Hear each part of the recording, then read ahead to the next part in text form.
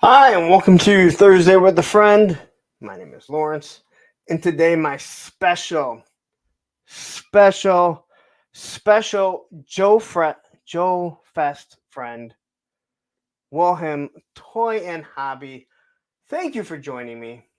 Oh, thank you so much for having me. And hello, everyone out there.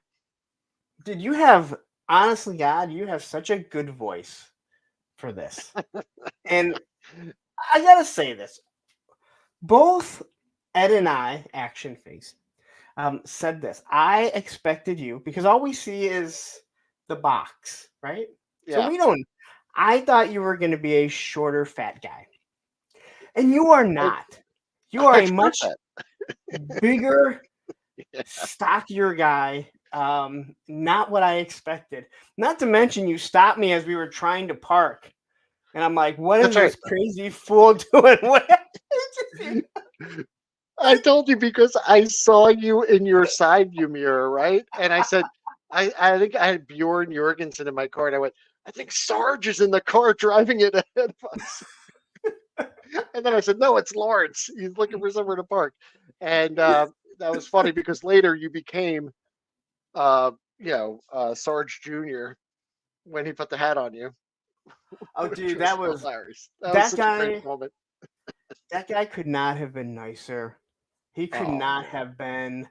Um, he could not have been nicer, and he could not have been. He cannot be a better ambassador for GI Joe. I know I've heard it's Chad say that numerous times. Sergeant Red's Red. That's Red, his wife. She's like this. He is the nicest guy in the world. truly, truly, Um, yeah. and Ed here says, "I never said fat Wilhelm." Yeah. Oh, That was I hilarious. did say that. It's okay that you say that you think Yeah, someone is fat. And then when you no, say like you're not you fat at all, like definitely, and obviously, I didn't have the same thing because so many people bust your balls about uh, height and stuff like that. So I kind of right? was expecting it. You know what I mean? Like it wasn't a surprise, but yeah, everyone looks so different. Also, the different angles because you wouldn't get this angle. Everyone is like Yep. face on. So like seeing Ed like profile talking, I was like, just weird. You got to get used to it. I don't know. Like it takes a minute to I get didn't used to realize seeing Ed had people. hair for the longest time until I met him at PowerCon, and I'm like, not only does he have hair, he has a shitload of it. Yeah, it's just Um, interesting. but thank you for joining. It's always crazy because I try and set these up at least a month in advance. So Yeah. I haven't had anyone cancel on me yet, or have something come up.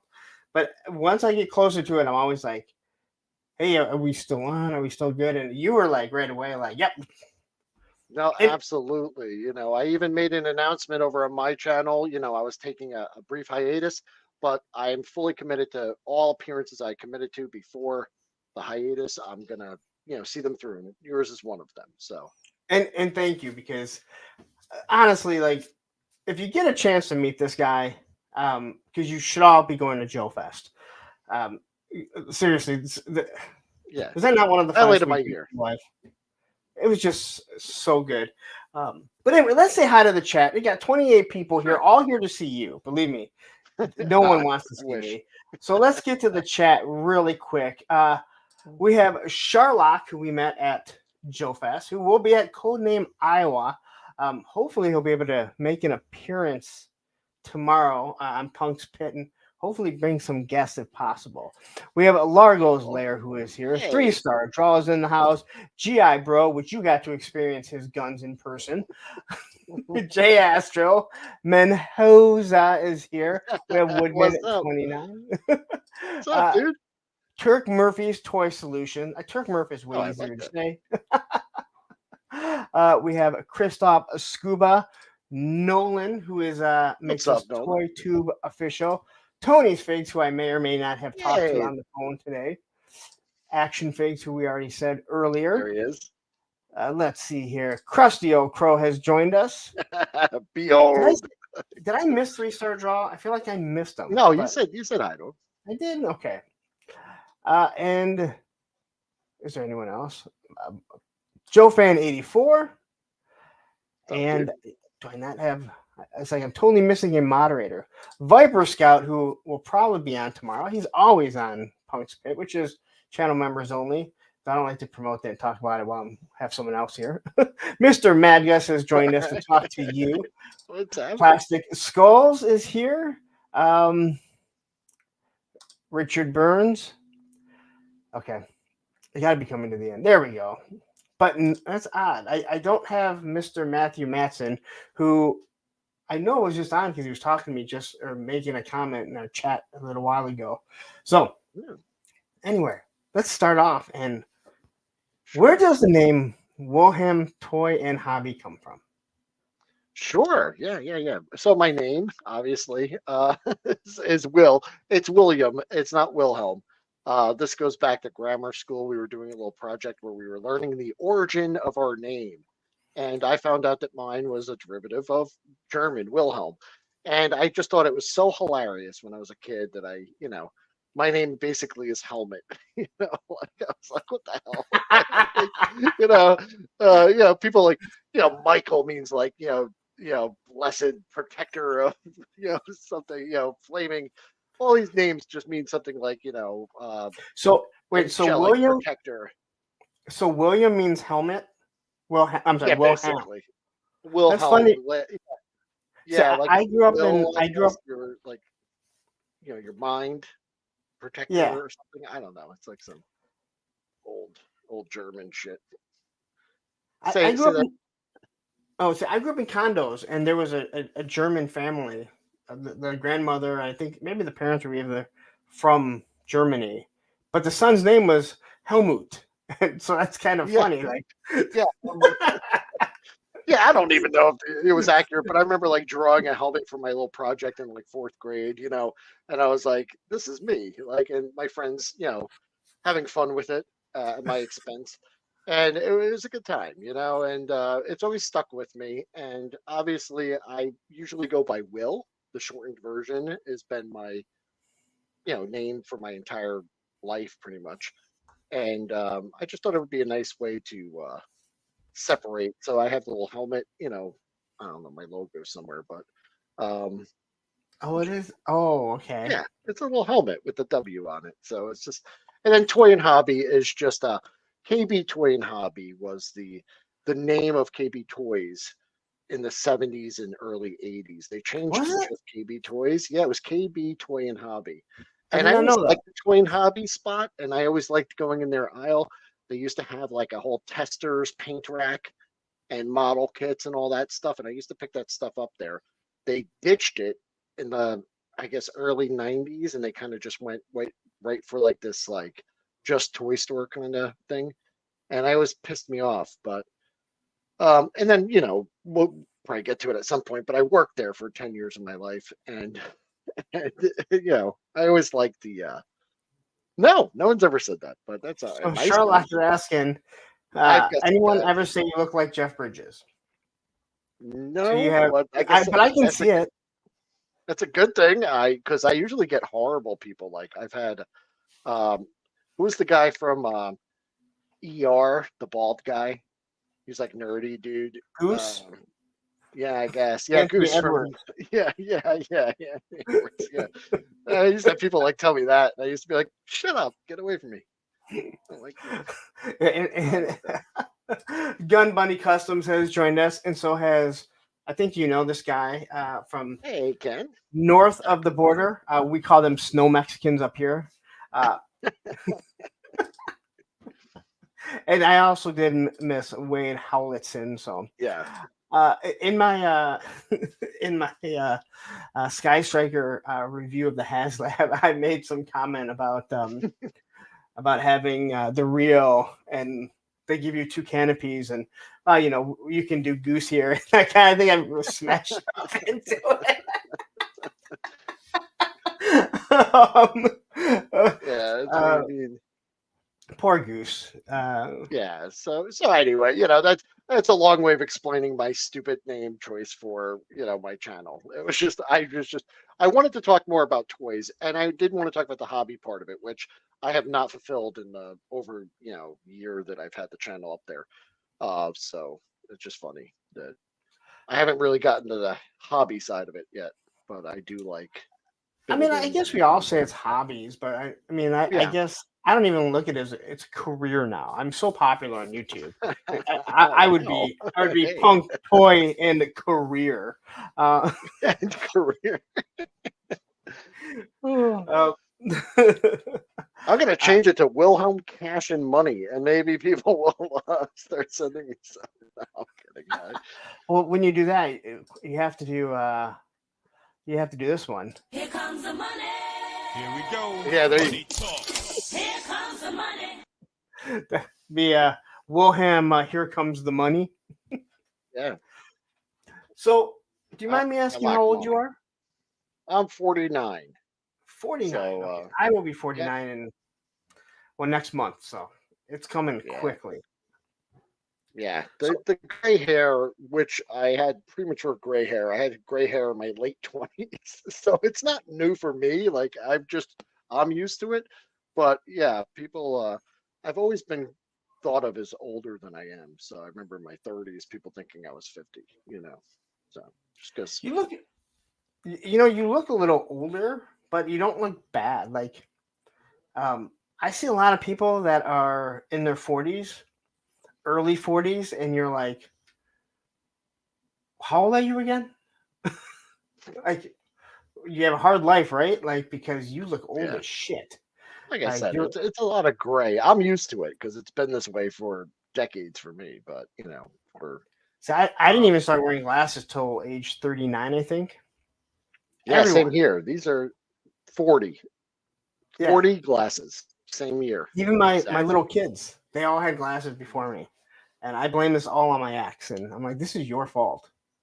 She's like, but you couldn't see. I'm like, that's not the point. I'd just be dealing with the fuzziness of seeing, thinking this is what it's supposed to be like if if she didn't make me get them back. So what? You were born what? 76? 75. Oh, 75. Right at the end. Right at the Oh, end. right at the end. I got you. So, I 4 days so after in Christmas. April, I'll be 50 in April, so that'll be a fun time. So that'll be good. April what? April 27th. Oof. My ex's is April 24th.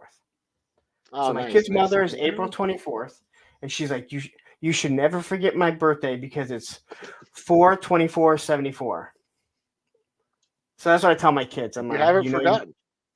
It worked. no, because it rhymed. Because Yeah. 4 was at the end of all of it. So my son, he's awful with dates like that. I'm like, you should never forget your mom's birthday because it's 4/24/74. I had to learn it. You need to learn it. Yeah. Because I can't, like, you can never get away from her. I technically can. At least that's what I thought. It doesn't look like it's ever going to Yeah. happen. That's what you thought. And we have Son of a Crayon Slayer who has joined us, Hey, and I love the name. Magic Mike Money for Tots. That's Daredevil. By, Dave, the, right? by the way, the name change is your fault. 36 hours of craziness.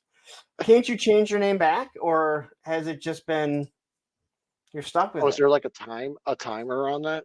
Like, I you have don't to think wait so, for it but to maybe he cool did down? it so many times. Oh, And we have okay. Capitan here.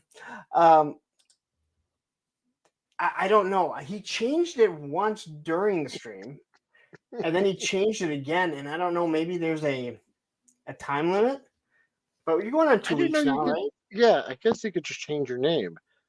Remember one time on a stream, I was trying to mess with someone, and I went and created a whole new Google account and YouTube, and I forget it. It was just this whole thing. But by the time I got it all done, the stream ended. It's pointless. So now I just have this I useless believe it was. Google. I don't know if it was you and Largo at the time, and I think you had Chad on, and I wanted to comment, and there's like a 10-minute. However, it was set up. There was like a 10-minute. Yeah, I think there was like a 15-minute delay on one of. So by the time I went through everything and did it, I think the show had ended, and I'm like, I'm "Well, sorry. that was a waste of my time." Because I was actually I forget what it was.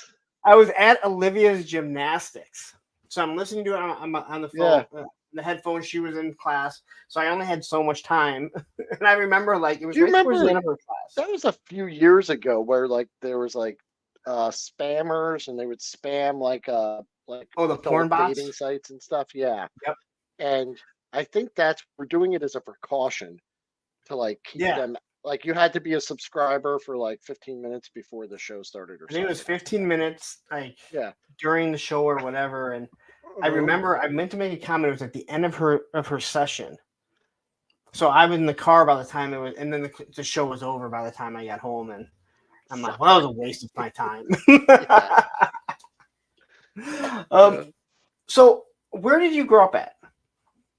Oh, yes. So most people don't know that I currently live in Florida, so I just get Florida man stuff, but I am from a much better place than Florida, one that doesn't get picked on at all, New Jersey, the great state of New Jersey.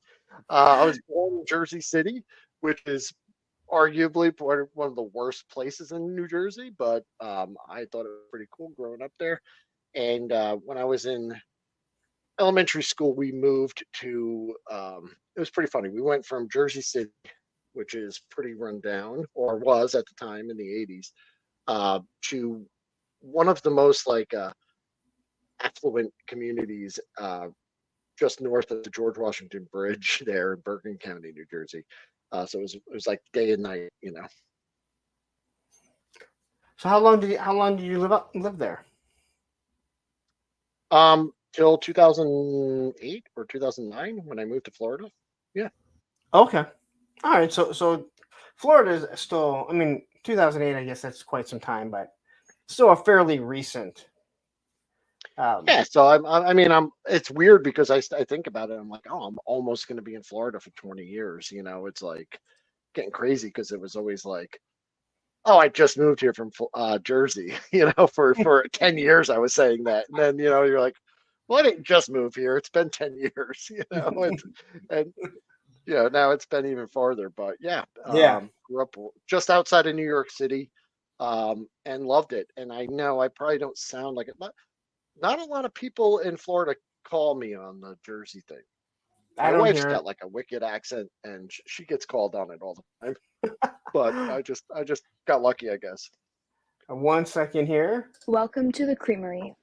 And thank you to Action Figs, my moderator, for donating one punk membership, and Ronnie Trickshot got it, who I don't even think's in the chat right now. I think it's always weird that they can donate memberships and it goes to somebody that's not even in the chat.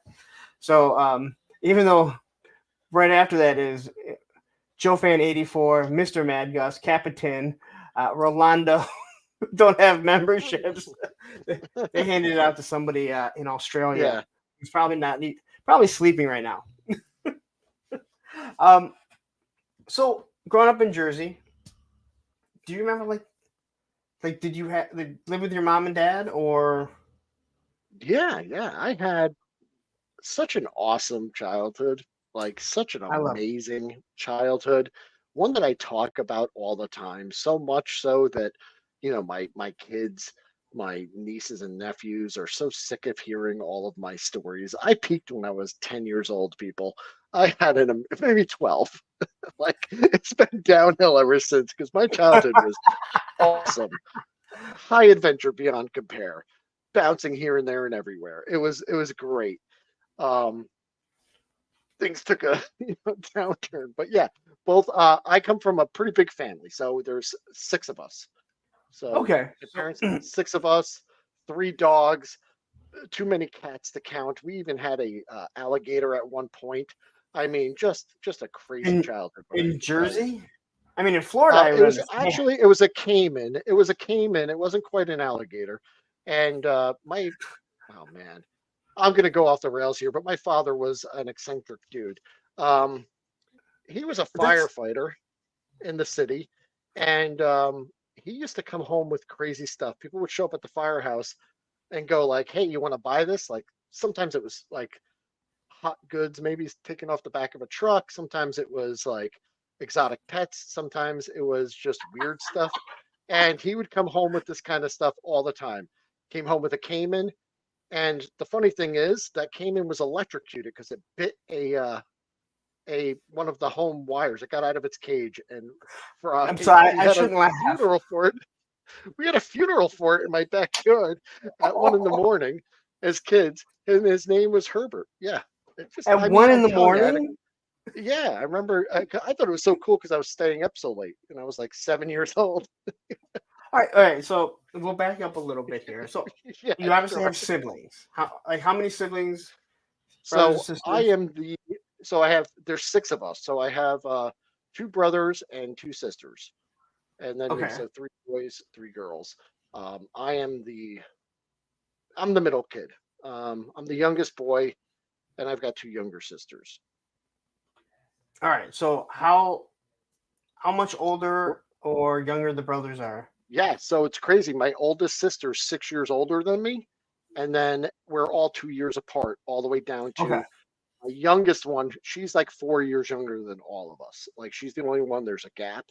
Like she was way younger, but we're all 2 years apart. So your mom was mad at your dad that 1 year. I guess. Yeah, for the last time. Yeah, the last one. All right. So you had built-in play friends growing up, then I would assume. Yeah, absolutely. Yeah.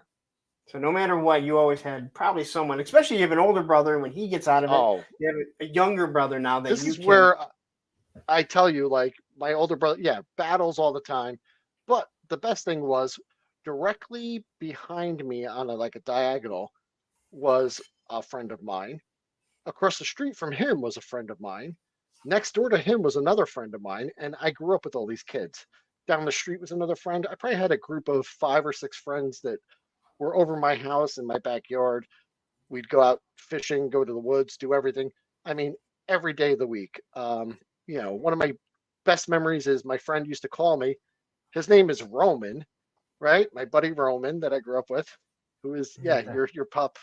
And he used to call me on the phone while we were watching GI Joe after school, and he'd say, "All right, a commercial's on. Come over now." And I could run to his house during the commercial and get to his living room, before the show came back on. So, I you lived know, in condos, so there's just like I live in condos. Next to us are townhomes, big, huge. There's uh there's an apartment complex. There's trailers. They started putting the trailers in. Behind us, there's houses. The My middle school was literally in my backyard. wow, wow. So I know exactly what it's like to have like all these friends that were so close, and even when you got mad at one of them, you just went to another one, and eventually you Yeah, all end up at the same house. yeah, Not yeah. even knowing what you're mad about. Hmm. All right. So as a kid, do you remember like the first toys you actually had that you played with? Oh yeah, I mean, not yeah. like your favorite toys like GI Joe or anything, but just like No, because I remember like Hot my Wheels. first toy, yeah, was more like um it was like a Stretch Armstrong. Like the first toy I could remember was like a Stretch Armstrong, but it was a Hulk. Like it was filled with that jelly. And I remember me and my brothers like pulling it so far. I must have been like 4 years old. And like pulling it so far that it like broke. And like that's like one of my first toys. But Tonka trucks. Playing with them in the The yard big with like, ones yes, and you could like, that you're shoveling like, dirt into the back of them and then like rolling with it. And then I used to take mud. Like I would get a glass, like a little Dixie cup. Those little wax Dixie cups. There's like the yeah, Snoopy dispenser. We had it in my kitchen so we could get a cup of water. Hey, what's up, sup nerds? And I you used and to take Matthew would that in like a eventually show up. popsicle stick, and I would mix the mud and dirt, and then like there's a little brick wall in my backyard, and I would like kind of play Mason, and I would just smear mud into the Okay, grooves, into the so joint so lines. you do know that all mud is dirt and water mixed together, right? Yeah, oh yeah. You said you mix mud and dirt together. Oh, I meant dirt. And then I would take my Tonka truck, fill it with dirt, roll it over to the wall, mix it with water, and smear it on the brick wall, much to my parents' delight. Yes, that was my That's favorite thing to do. that's awesome. We as a kid, like I live. Well, it was my grandparents' house, and they had put my grandfather had a bathroom in the basement, and it had those heat lamps, those red, like, Mm, and they were red. yes. And my little sister had one of those play Kodak uh, Mhm. Polaroid cameras. So like once you hit it, it would come out. It was always the same picture, but it'd take like 30 seconds, and we'd always use it as a dark room because you turn the heat lamps Yeah. on, and then you'd hit it, and you're waving it. So, That's but I love great. that type of stuff because like the the imagination as a child, like the things that we did, like you look back at it and it's like, wow, like we were already doing some of this customizing stuff that we see Radnom doing all the time, on Friday Oh nights yeah. and stuff. And it's just like, hey, we did that with mud on the side of my parents' house right after they Mhm. got done cleaning it. Yeah. That was it, man. Those were the best things to do. Like, back It- then. And I would say, like, even like a stick that we would just use as like a gun and go play in the woods, running around shooting each other was like and those so much Tonka fun. trucks, like they were meant to Oh, last. They were metal. yeah, those Uh, probably weren't even mine. They were probably my brothers, and I was just playing with them. Yeah. and I know it came up a while ago, a few months ago, on one of the shows, talking about the. I used to love playing with the Dukes of Hazard, those big Dukes of Hazard plastic cars, which were. Yeah. I mean, you had that one, and then you had the police car, and you could smash those things. They had the big tires, and yeah, they made a horrendous squeaking noise, but it didn't Yes. matter where you went. They went on any grass. The grass could be a foot tall, but those wheels were big enough. It rolled through everything, and they Yeah. never got ruined. Like I'm No, I surprised. If you loved look them. them up, they're like super expensive now, I think. And those are like the first toys I remember, like just being there, like I remember like the first time like I asked for a toy and got it, like, or like I was kind of, everything else was just what was available, you just Yeah, I played with feel like stuff. a lot of times when I ask people here that's in our age range, it's the adventure people, which Hmm. I didn't even realize what the adventure people were until I got older, and it was like, oh, I remember Yeah, having those. same I, here. I had that blue boat. I love that blue boat. Hmm. And then obviously Hot Wheels or Matchbox. And then Yes. obviously, the Star Wars came. Now, do you remember like your first? I don't like saying the first toy you collected because we didn't collect back then. We were playing with Yeah, toys. absolutely. Yeah, Do you it remember was like GI first one you Joe. fell in love It with? was G.I. Joe? 82 GI Joe. It was that commercial got me, man. They had the vamp, and they came in and it was like on that plate, like they had like nice diorama. The dirt kicks up when he skids at the end, and it's like, buy this now. And I remember like dragging my dad, like, I need that. And he bought me a big G.I. Joe, a 12-inch, and I cried like a little baby because I was like, this isn't what I wanted. And he was like, that's G.I. Joe. Like that's who he is. And I was like, no, it's not. So eventually the commercial came back on and I got him to watch it, and he was like, oh, okay. Because he used to always go, my dad was so funny. I'd be playing with my GI Joes, and he'd go, "Which one's GI Joe? I don't get it. Is it? Is it him? Is it him? Who is he?" And and I'd be like, "It's a code name for."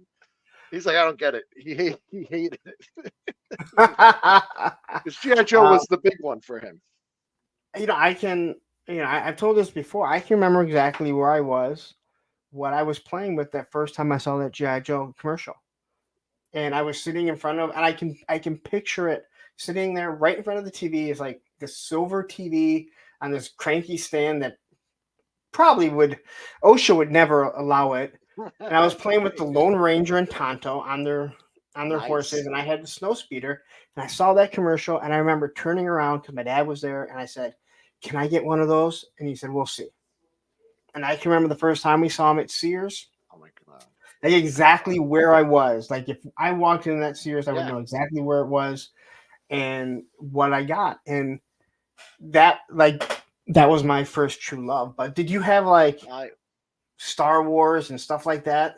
So only remnants. So Star Wars came out in 77, right? And then like Empire Strikes Back came out was it 80, 80, 81 or 80 maybe. I Um, forget. But a couple of years later, I never saw that in 80, theaters. I 77, fell 80, and asleep. 83. Yeah, so I was like 5 years old when Empire came out because I remember my cousin telling me about the spoiler because I fell asleep during the movie. And he woke No up. spoilers He was here. like, No spoilers. yeah. Just he's like Darth Vader. And I remember like crying because I think it was more just because he was teasing me because he was like, "You missed it." Uh-huh. I was like, "Arr." Return of the Jedi was my movie because it came out in '84, so I was 9, and then it came on HBO like 2 years later. And I remember I had a recorded off of HBO copy of Return of the Jedi, and that's like I used to watch that with the intro and everything uh, all the time. So that was like The the movie HBO I intro? knew. Yeah, the HBO. Oh, man.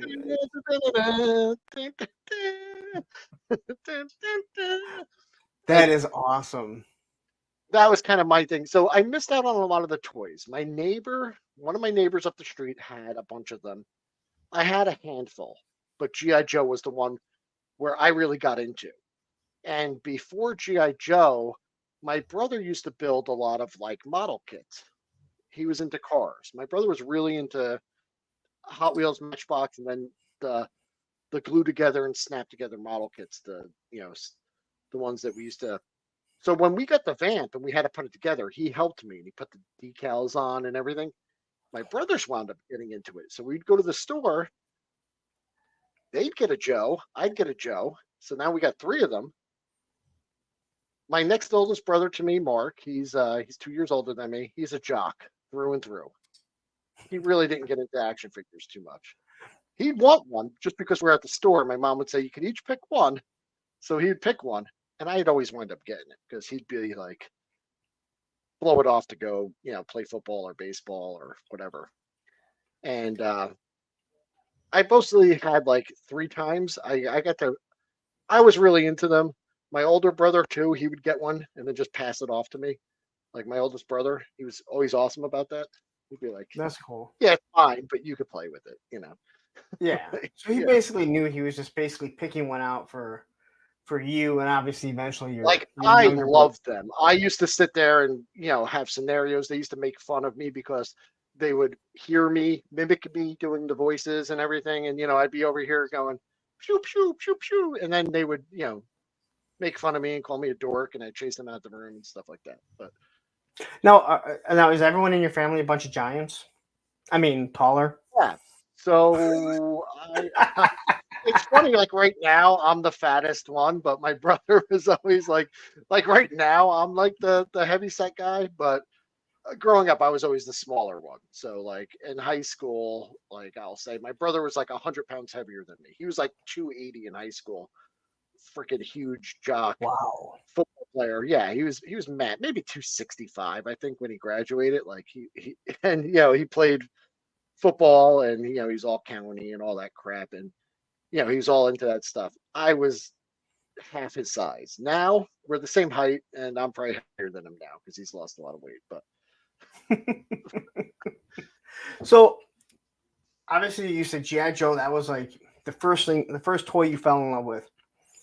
yeah. Were there other toy lines that you fell in love with that you played with, or Not did that it I collected in the remain same G.I. Joe? amount, I guess. Like He-Man at the time. So like GI Joe a lot of it was financial too. Like GI Joe was like $2 and change for a figure. They didn't even 279 like or 269? like they didn't even like pass that like $3 threshold yet at Kmart. Like they were still under $3. He-Man figures were $5. Were they? So they were more expensive. Yeah, and Transformers were way more. Transformers were very expensive. And I haven't mentioned this too much, but I had some Transformers and He-Man, but I'll tell you right now, I didn't get them through they were acquired through nefarious means. Wow. They were too expensive. My mom would say no. She'd say, "Why are you getting a He-Man? You could get 2 GI Joes for the same price." And she kind of had a point, or she'd say, "All 3 of you could get a GI Joe for, the same prices, or one of you is going to get a He-Man." So most of the time it was like a cost savings thing as well. I just remember being at Toys R Us and all the Star Wars figures were on the end cap and they were all $1. And my dad going, Oh, you can get 3 of these or just 1 GI Joe. And I just remember being like, 1 GI Joe. And now nice. I look back at that and like, had my dad just Yeah. bought that whole end cap and just packed everything, it would have wow, I'd be in a much Oh, better they were place on in clearance. Yeah. life. Because I couldn't even give those things away because no one wanted them. But there were smart people that bought them up and put them in bins, and now they're thousands of dollars because they're in perfect Yeah. shape. And you're going, yeah, I remember turning those down because I wanted one GI Joe. But I wouldn't change it. I mean, I wouldn't change it. I mean, Oh, all those childhood memories of playing with GI Joe. I mean, it sounds stupid saying it's molded me to who I am, but it molded my childhood. You yeah. know, um, and a lot of the reason why I still collect is, you know, I have, again, I won't get into the story about the aircraft carrier, but I got the aircraft carrier as a kid and the Terradrome. My mom passed away when I was 13. You know, and you know Sorry to that's hear when that. you're getting out of toys. But that reminds me, that takes me back to a place, you know, when she was around and she would come home from Kmart and have two Yeah. GI Joes, and Yeah. sometimes it would be the same one, and she was always like, "All right, well, we'll take it back next week and get you one that you don't have," you know. That's And now that cool. I really think about it, she kind of knew which ones I had, probably because they were the ones buying them, and kind of remembered, like, yeah, I already bought that one. So, um, Hmm. but you know, it takes you back to a much simpler time when Sure. a bill was a person, Yeah. Yeah. not Yeah. something Yeah. you had to pay. Oh, I'll tell you, G.I. Joe was I mean, like I said, it'll always live in my heart. You know, the also it was a great way, all my friends were into it as well. You know, and I explained this to other people, and this seemed weird to some of my adult friends that I found through toys. But I used to pack up a box with all my G.I. Joe figures and vehicles and go over to my friend Roman's house, and we would set up these elaborate battles in his backyard or in his basement, or we would grab his mom's house plants and set them up as a jungle in his living room, and she would come home and flip out. You know, like so. You know, and I always said these play scenarios were like, and then my friend Vinny would come over, my buddy Anthony, and we would set up these battles. It would take us probably 80% of the time we would spend just setting up all of our figures and Oh yeah. declaring where they were, and they were, and then 10% of the time arguing about who could do what and what's like the rules, you know, the imaginary rules of the battle. God. 2% of the time actually having the battle. And then the like remaining, I don't even know what I'm at, like 8% arguing about whose was whose because we mix them all up. And then we'd be like, no, dude, that's my Duke. No, it isn't. Oh yeah, wait, you're right. This is yours. My one friend used to write his name on the bottom of See, them, I wouldn't and do that. I wouldn't do that. I wouldn't do it, but we'd get them all mixed up anyway. But I wouldn't trade it for a thing. You know, at the time it was a big deal, but I would never trade it for anything. It was fun. Well, I remember I would sit there and I would create bases. And the one that I used to love doing was I would take string, and I remember like taking my nightstand and something next to it, right? Maybe my dresser, and I would put string across it and tape it. And that was laser. So that was a laser Oh, fence. So you couldn't fly through it, oh, cool. you Okay. know? So I would have the headquarters and I'd do that above it. I would spend hours upon hours making this setup to only destroy it in like a half hour of playing. But I My never. problem was space was always a premium because with I'm a four little other guy. siblings I'm a little running guy, so around, I was able to fit in I set up places. this thing, and my sister would come tromping through the room, like Mom, Will left his GI Joes in the living room again. Clean up your Joes, Will. You know, it sucked. Like I was always getting like pushed out until later on when, um, I got my own space. Uh, so I had a Sarge, and this is John because Red said she made her own so she could separate it. Unless maybe she's not at the computer, but it's up dork, so I'm assuming that's John. Um, no, yeah, like the GI Joe, it was so much fun, and GI Joe So was much one fun. of those things. At least to me, it translated into actually playing outside that way. You could pick whatever You character, did? your friends would pick theirs. Transformers, you couldn't really transform. He-Man, well, none of us were that big and built. No. I mean, I have a friend that I made in third grade because of He-Man, because I had like two. maybe one or two. And then, there was a couple that I hid under my bed. I somehow got Battle Cat and Battle Armor He-Man one summer, and I still have a scar from the bike accident I had running away from that Kmart. But yeah, there you go. Dude, that's Sit awesome. right next to me. 'Cause I me and my- literally just brought him back up here this Me and weekend. my friend Anthony spent like 3 days planning this heist in third grade, summertime from Kmart, like building up the nerve and then finally going through with it and then like racing all the way home when we successfully ripped off Battle Armor. Mendoza says the big three to me was G.I. Joe, He-Man, and Yeah. Transformers. I have to agree. I mean, Star Wars, and I've talked about Star Wars before, as amazing as Star Wars was because of the movie, the figures weren't that good. They had started to die out because I still will tell you, G.I. Joe completely annihilated them. Now, over the course of time, Star Wars, I think, clearly has outlasted all of them. Yeah. Um, Like I said, we had some. in Like, size-wise. it didn't Just in have size-wise. anything nearly as complete as Yeah, Collision. but Star Wars only lasted to what, 84, maybe 85?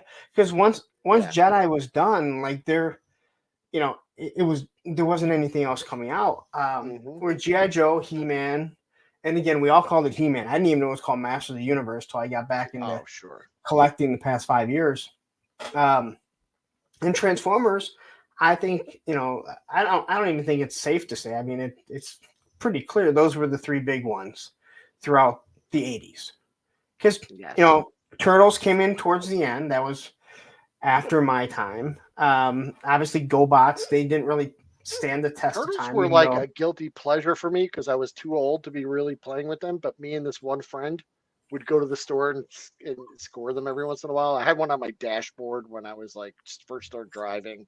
And people were like, "Why do you play with toys?" And I was like, "Shut up, leave me alone." And Sarge says, what was the final tally for the Punkathon? Well, it's the Streamathon, but thank you. It was $3,000 in total of what we raised, and I have got another 25 that has come in since then from somebody. Wow. So $3,025 we raised for Toys for Tots, which I still have to Awesome. go in there and talk Excellent. to.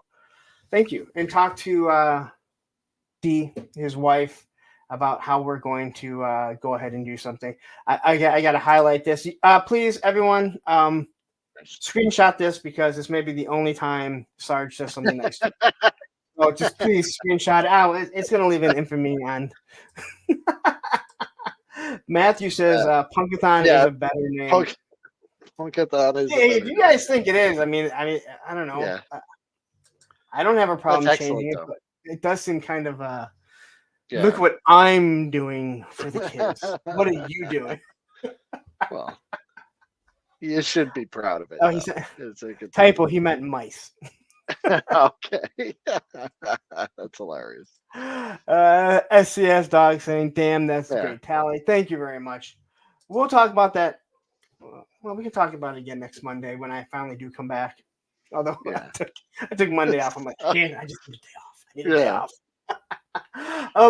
All right. So as most of us do, we move on from elementary school and toys.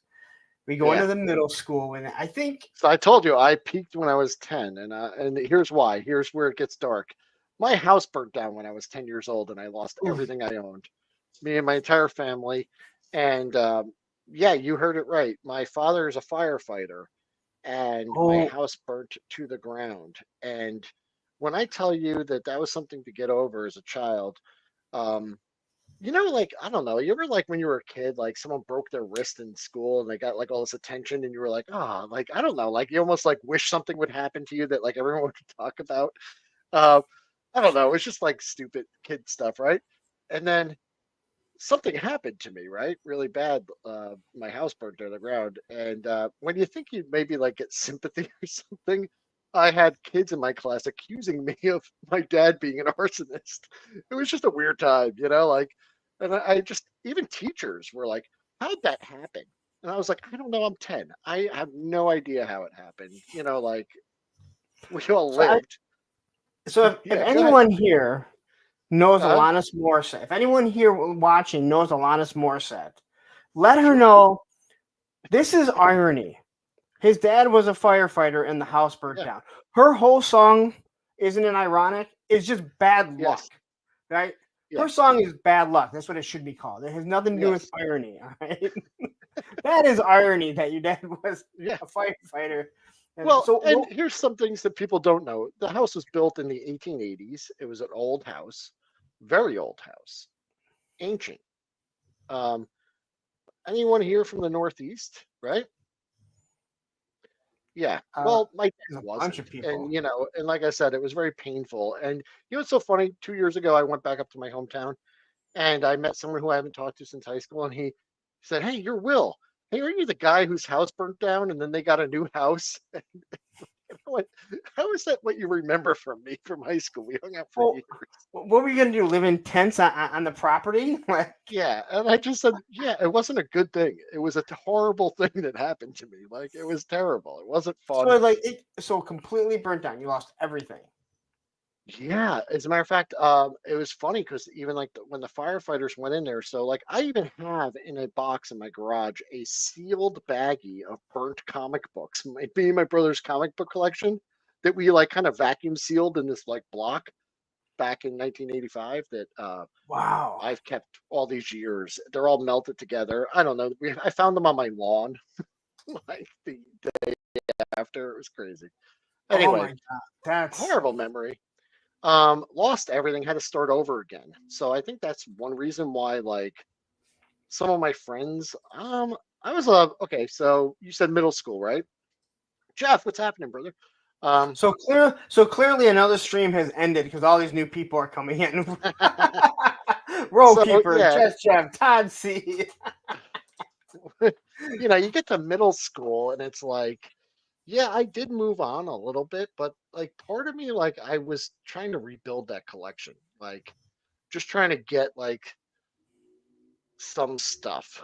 Like and the stuff that I had, I kind of kept. I think that's when I first started collecting. Like I would put those things aside, like Okay. and to preserve them. I don't know, maybe it had something to do with losing everything. I've never talked to a therapist or a shrink or I've got a lot of stuff I can unpack and I don't want to do it all. I'm not going to dump it all on you, but who knows what that was. But I did have a lot of friends who were transitioning in middle school from toys and video games to drugs and girls and stuff. And I really wasn't ready for that, I would say. I don't know. Like I didn't want to. I wanted to still go hang out in the woods or go fishing or let's build a rope swing or let's try and do this stuff. And that's where like some of my childhood friends became like distant from me and I met new friends. It was weird. It was like a also you had two elementary schools funneled into one middle school and then you kind of met new people and things Yeah, got we had shuffled a little bit. three. And, Yeah. and I say most of the people I talk to on here, I feel like middle school, and for like people in Canada that I don't know if you have middle schools or Australia or whatever, we usually go elementary school, which is kindergarten through fifth, middle school is sixth through eighth, and then high school is 9 through 12. I feel like those, and you always have these schools coming together. We had three schools, but I feel like that sixth through eighth grade, everyone is still playing with toys, but no one is telling everyone. So anytime you're really playing with toys, you're playing by yourself. You come to find out as an adult, you're like, oh, we were all playing with toys, but none of us did it together. We were a bunch of fucking Yeah. morons. Oh, I had friends who were just like, "You still play with those?" And I was like, "Yeah, I don't care." I was pretty strong, strong-willed when I was a kid. I would just tell them like, "Yeah, I still like it. I don't care." And that was kind of like my escape, though. Things got real. There were some things happening in my life also that most people. I thought it was normal to to to be coached about how to talk to people from the government. Let's just put it that way. And it wasn't normal. you know, uh, I found this out as an adult, so, um, you know, like I said, I was sat down and explained that if any officials from school ask certain questions, these are the correct answers to give them. Is that So things going on. because of the fire? No, not because of the fire, because of domestic issues at home that Oh, okay. you know, people go through. But it was like a thing like you don't talk about your problems outside of the home. Like we would So, handle them at home. did you ever find out what caused the fire? Yeah, well, it was an It electrical wasn't fire. the alligator, was it? That was biting? No, it was. So it was a bunch of old wiring and something overheated and the place went up like a tender. It was a balloon framed house. So that was a balloon framing was like they were giant beams that went from the basement all the way up to the second story. And then Oh wow. they ran. So like basically like you could drop something from like if there's a hole in the wall, you could drop something from like the beams ran all the way down. Yeah. It was an old way of building houses, and that's how the Cayman fell down and went into the basement and chewed on some wires. But uh, here's something: my house had a forced air furnace. Do you guys know what that is? If you grew up in the Northeast, so there was no like radiators, like in the or radiators, however you say it, right? In each individual room or baseboards. There was just one big grill in the middle of my dining room and it just blew hot air up from a metal grate because the house was built before it had a furnace. Like the furnace was added later, and they just cut a big hole in the middle of the floor, and it just shot hot air out. And it was awesome during the winter. You would come in, take off your snow clothes, and just stand on the grate, and it would be like Quantum Leap. Like the hair blowing up, and you'd be like, like just just the hot air blowing up on you. All Very right. interesting. Is anyone else trying to picture him with hair now? Funny that you should say that. This is hilarious because I talk so much crap about my childhood and how awesome it was, right? My nephew, one time when he was like in his teen years, and this has been a continuing tradition, said, Uncle Will, when you tell these stories, I know that you had hair when you were young, but in my imagination, you were just a smaller version of what you look like now. Like I'm Tiny Rick, like I'm Tiny Will, like I shrunk down, but I'm still an old man. I have bald head, and I'm just hanging out in a high school. Like, what's up, fellow high school students? Yeah, Like, that's because how people have always known you. yes, I know. I would say 15 years ago or so, when I would run into people that I hadn't seen since high school, they were like, "Oh my God, you're like really big." Because when I worked out a lot, and I was a scrawny little 110-pound kid, and so that's how people saw me, right? So then they see me, and even though I never thought I was big, I just worked out a lot. I wasn't like I didn't take steroids or yeah, anything. I was just all natural. But people would see you, and it would even take. I'd run into them a few times, and they're like, "Man, every time I just think you're still gonna like you're this really thin kid, and you're not anymore." I'm like, "Dude, I haven't been that thin kid in many, many years." yeah. It's been a long time since I've been that thin. So it's just But it funny, makes sense. like, yeah, I tell these stories about, obviously like all these crazy things we did. And, in their minds, they're picturing just a smaller version of this doing all of those things. Here comes GI Bro. Did someone say steroids? I love that. All right, so Yeah, that, going into high school, you said you were yeah, kind of collecting. Now, I feel like most of us that are collectors today, I feel like most people, like you're a collector your whole life, you just may not have realized it. And I keep talking about how like I used to take everyone's old skateboards and I hang them on my wall.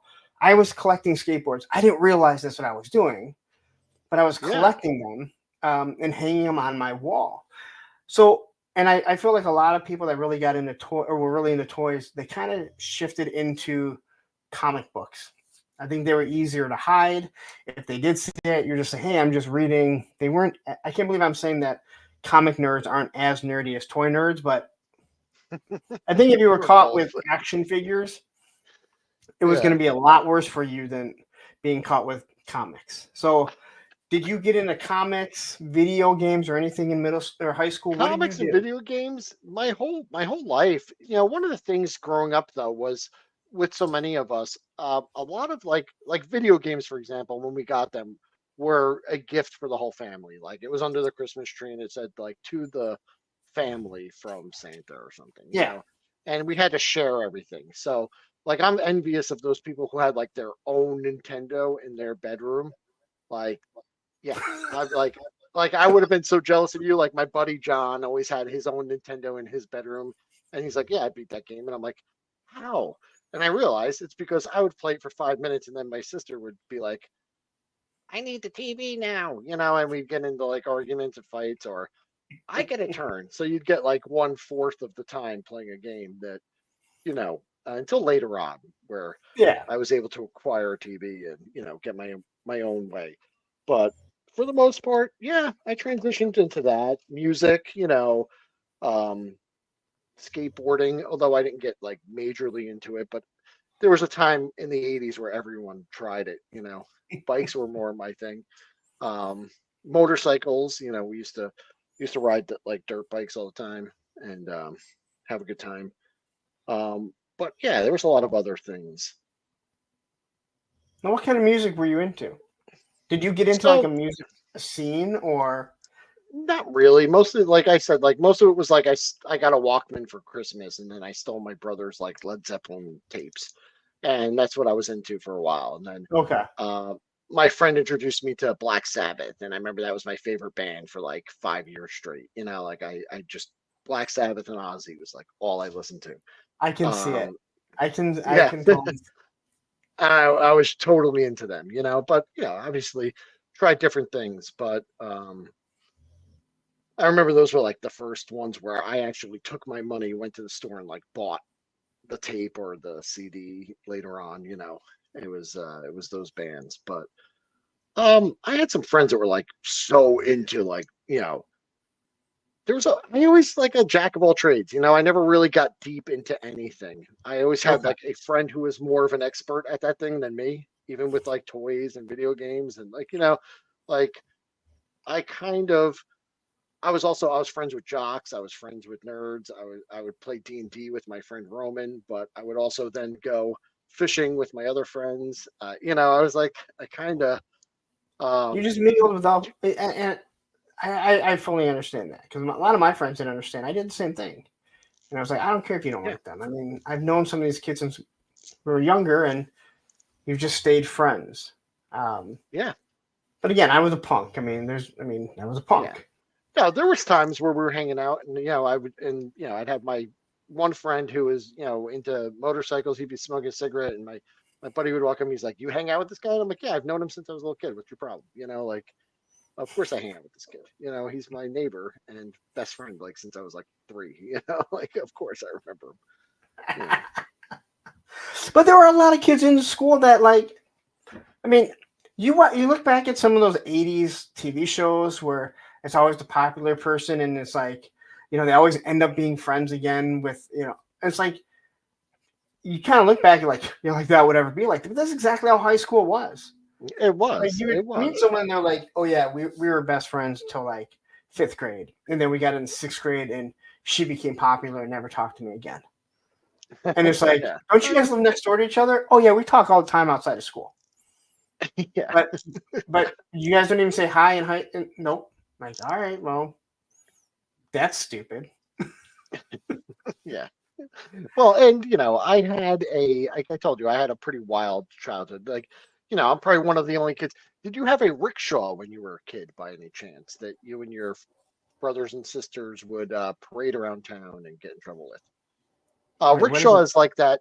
It's like they're seen in like I guess Asian countries, China and stuff like that. It's like a human grabs the two handles and runs, and like there's a cart in the back that people sit in. You know what I'm Oh, talking about? A rickshaw. no. Yeah. Yeah. Well, I I'd had one never of knew the those name of growing, it. just weird things like that. Like I said, and that's just because some crackhead offered it to my dad for money, so he bought it.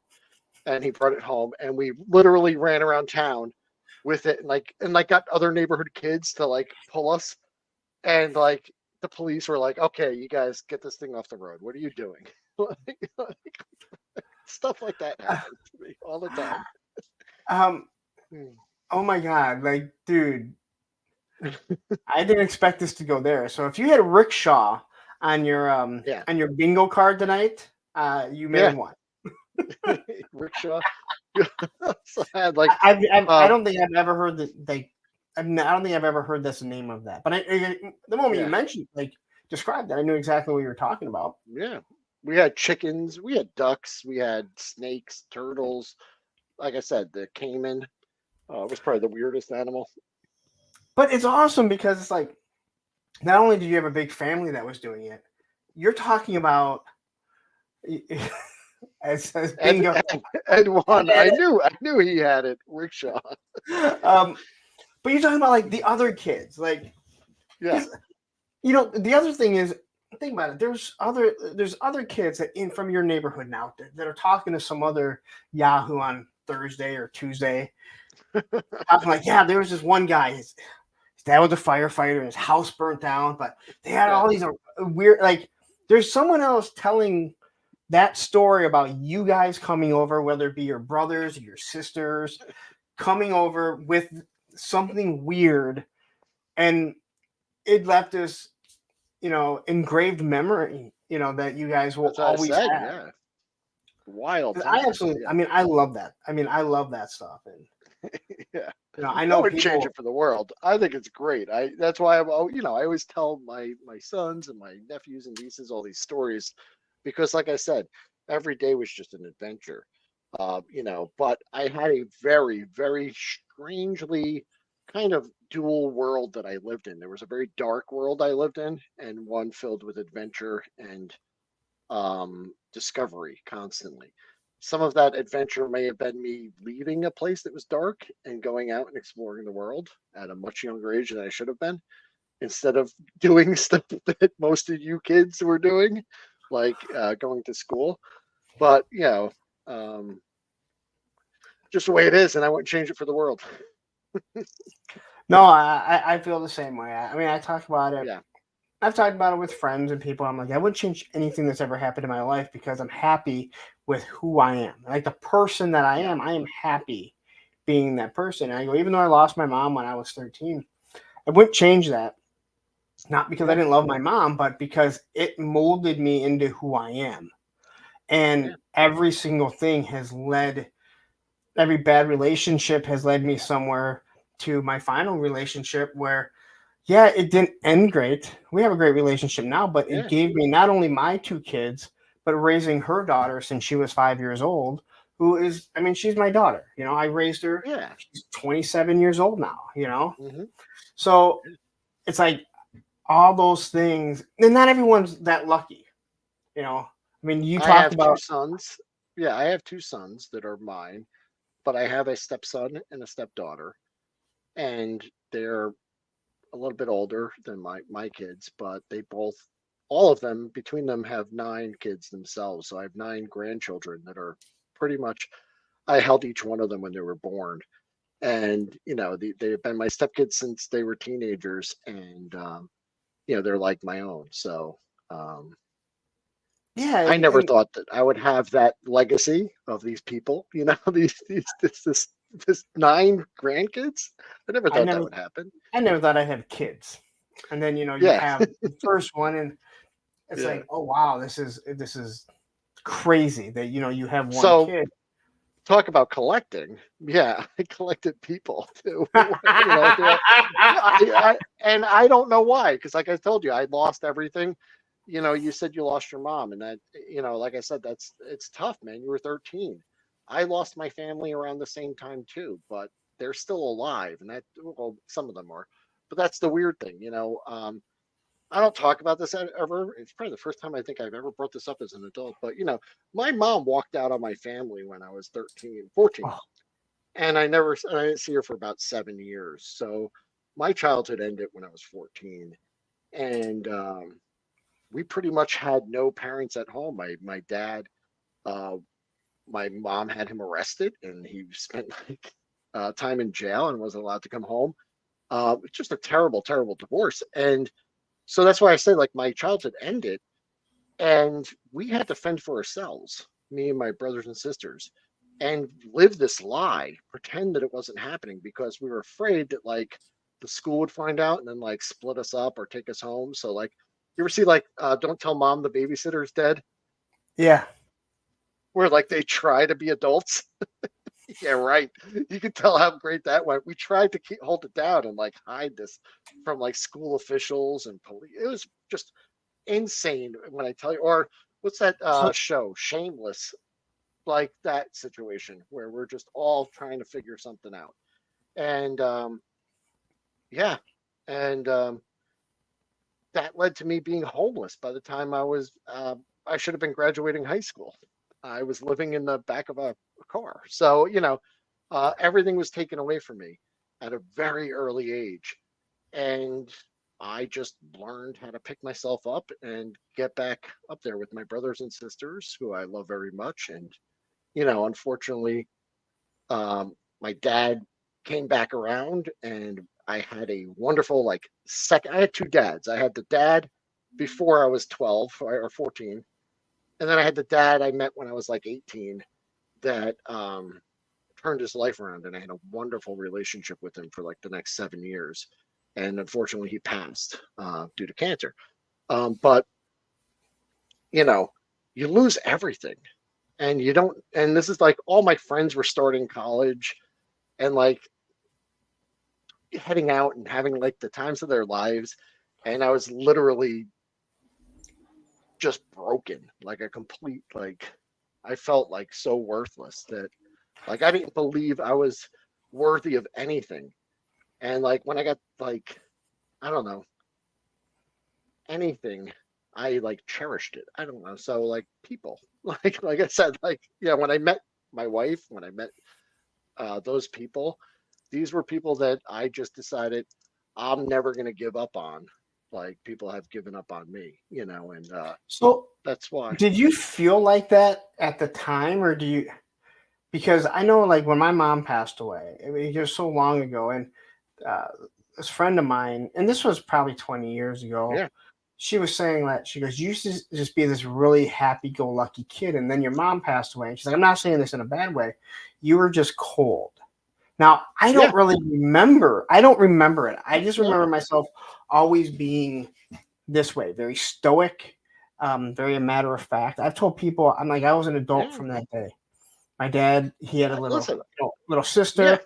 I watched all the sacrifices he made to take care of her, but I never noticed a change in me. But you're saying like you fully I'll felt tell like you that. what people used to tell me was they said you don't seem like an 18-year-old. You don't seem like a 20-year-old. They'd say like you seem like someone who's much older, and that's because I just had to learn how to figure shit out. Um, and I would get a job, and people would just not know how to do stuff, and I knew how to do it just because of necessity.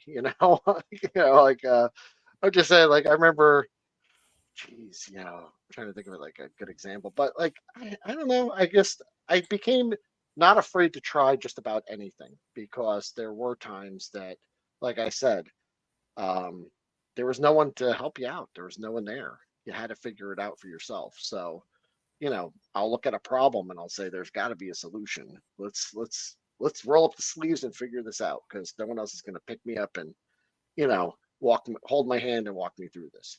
And I think that's what I could have done a lot of things. I could have taken a lot of paths that, and I had those opportunities to, drown my sorrows with, substances or, opportunities to commit crimes, but believe me, I left the crimes behind when I was 10 and I got away with that battle cat.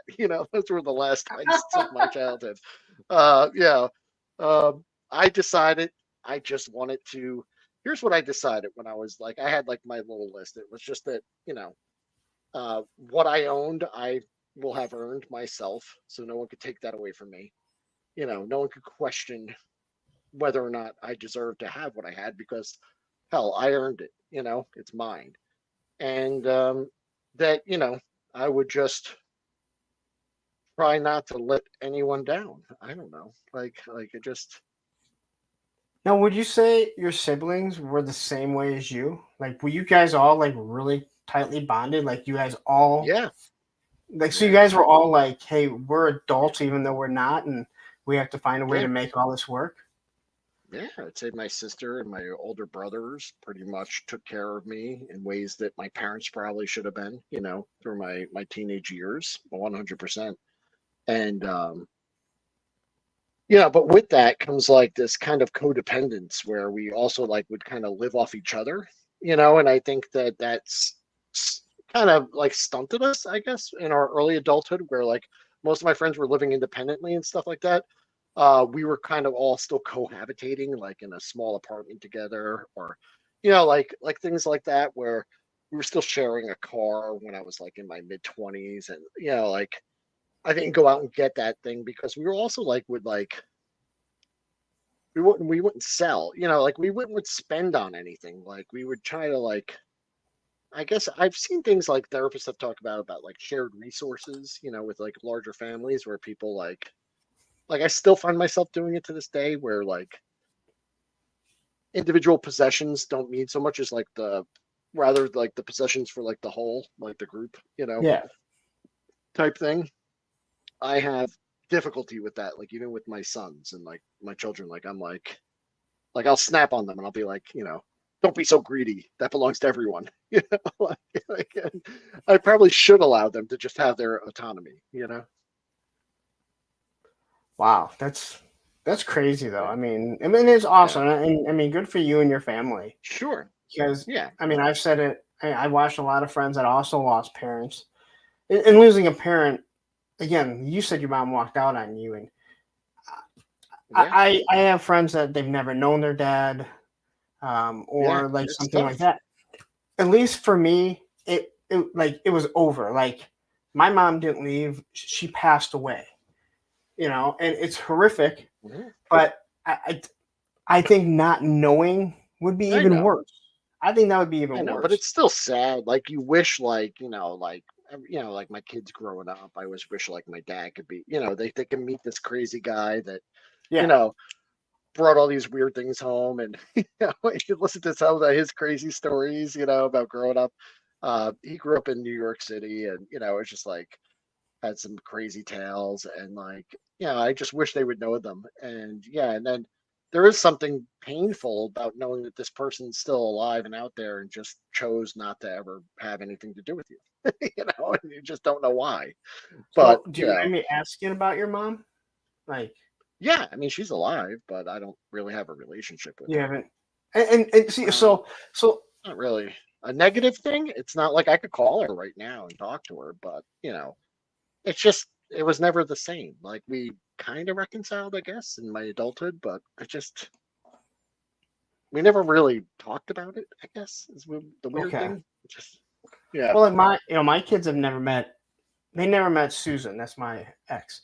They never met her mom. hmm I never met her mom, and she told me all about her mom. How what a horrible person she was, and she yeah, would so many times she would say, you know what, I had this horrible childhood, and I hear you talk about your mom. My mom's the one that should have died, and oof, I think it was last. I think it was last year, either last year or this year. I get a text from her saying, uh, "Mother Dearest died," and I messaged her and I said, "Hey, I know you haven't talked to her in years and that you don't like her, but how are you doing?" She's like, "I'm fine. I just want my pictures. I just hope she has our pictures."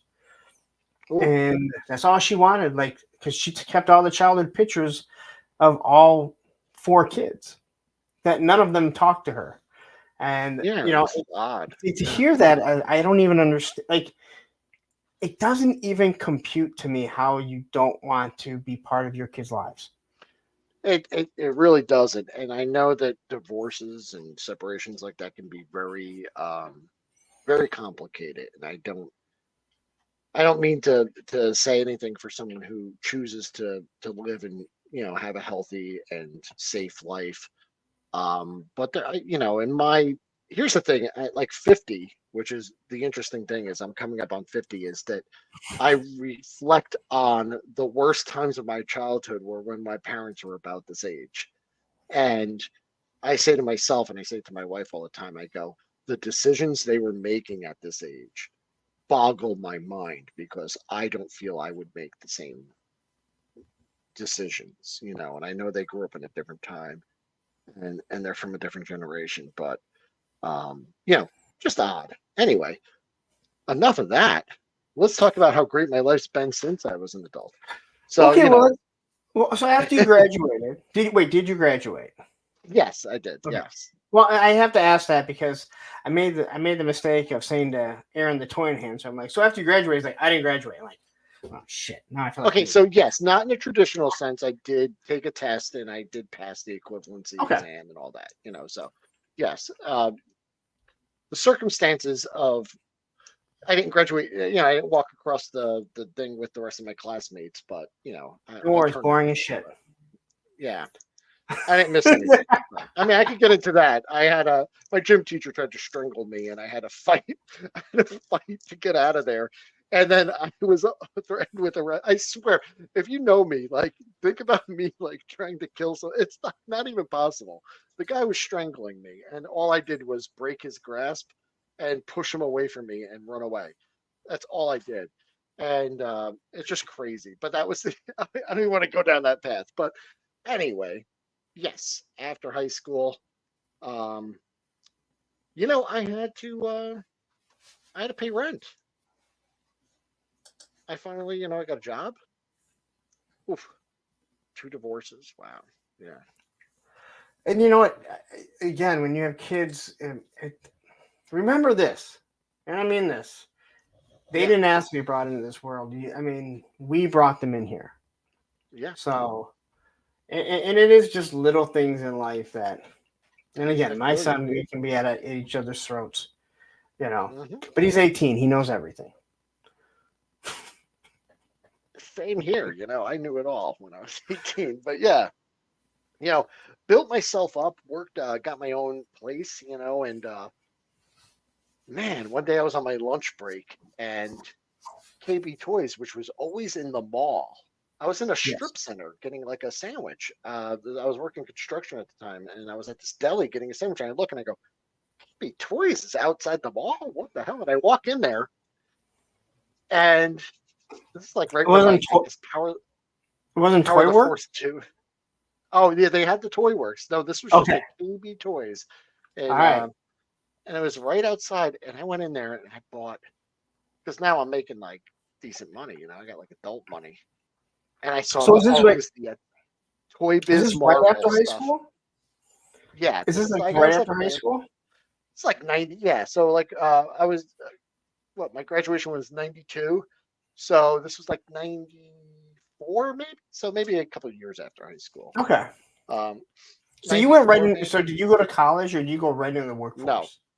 Just right into the workforce. Like I Okay. said, I was living in a freaking car for a couple of years, taking showers at my friends' houses when their parents were at work, changing my clothes, doing laundry at my buddy's house.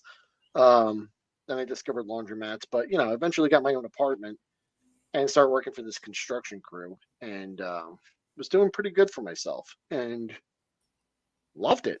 And like I said, I walked into a KB Toys and I saw that Toy Biz stuff and they were like 3 for $5 or 3 for $10. And I was just like, are you kidding me? I could buy so much of this shit. And I did. And boy, did I. Oh, man. And then me and my brother went to the hardware store and bought pegboard. I bought pegboard and I put it across my bedroom wall in my apartment, much to my landlord's delight, I'm sure. I patched all the holes when I moved out, but I bought like furring strips and I put them up and I put the pegboard up and I bought pegs from Rickle. Do you guys? It was like a hardware store. It was Rickle's Home Center or something. It was Never heard of that. Like huge. Yeah, that was a northern New Jersey thing. So I don't know if anyone else had Rickles, but yeah, I bought the pegs and basically made my room look like a toy store. It was amazing. It was such a cool room. And Yeah, that lasted for a little while. That was fun. So did you ever go to college, or you just went right into the workforce? And Yeah, so right into the workforce. I worked at a pizza joint for a while, like a flip a mean pizza. Also worked for a Chinese food place. I worked with a Chinese food restaurant. I, I worked at a um, French restaurant. I have one Thai place that I go to. Well, I mean, Yeah, there's a few Thai places that I go to, a few Chinese places. There's one Thai place, and there's one white woman, and I'm like, I did not know that white people were allowed to work in any type of Asian restaurant. I thought you had to, like of you don't go course, into an yeah. Italian restaurant and they're only Italians. You don't go into a Greek, but any Asian, whether it be Thai, Japanese, it's like really like there's no Yeah, white people, yeah, just except for Panda, amazing. except for what Panda Express, but those aren't real. Those One of my favorite bosses of all time. Still friends with him to this day. I was like 18 and homeless, and I started working for him. And yeah, Mr. Yip, you're the best, man. Mr. Yip's the best. Love the guy. Awesome, awesome dude. He used to read these crazy Chinese comics, insane, and he would read them and just throw them out. And I would collect them. I have some somewhere. I should pull them out sometime. I didn't know what they said, but they had the coolest artwork. So cool. But yeah, and then I started working for the pizza joint next door. So I was working both stores. So it was like a little strip mall. And I was just a white boy sushi. So that's funny because my brother opened a sushi restaurant later in life, and I worked there and it served some white boy sushi. So yeah, it's funny. That's Um, awesome. Yeah, so I got a job doing construction after the restaurants because I thought I'd need to learn a trade because I was like, all right, these restaurant jobs aren't gonna pay the bills forever, but they were very cash. So being young, I was stupid. I was always walking around with like this ball of cash. People probably thought I was like a drug dealer, but I really just worked for tips at these restaurants. So I always had my tip money when I was younger. So I got on with this construction company thinking, I need to learn a skill. And as they do up north, sometimes construction companies lay people off around Christmas or on the holidays, right? And um, white boy sushi, White dude. boy sushi is a great punk Yeah. band. So I was laid off, and I was doing some Christmas shopping, or maybe not Christmas shopping, just mall shopping with my girlfriend at the time, and I came across KB Toys, and they had a sign. They were hiring seasonal help. And I never thought that I could work at a store. I don't know why I thought you had to be some great person to work at a store. I have no idea. I had very low self-esteem. No one seemed to want me, you know. So I got the job there, just unloading trucks. And well, what do you know? Actually, I'm pretty good at customer service and working retail. Took to it like within 2 weeks. They gave me keys to the damn store. It was great. I got promoted. I just kept getting promoted. It was amazing. Like 2 weeks later, I'm freight manager. Now I'm seasonal assistant store manager. Now I'm after that. They were going through some big buyout. It was when Consolidated Stores bought them, KB Toys from the original. Um, I think it was the Melville Corp or something owned them.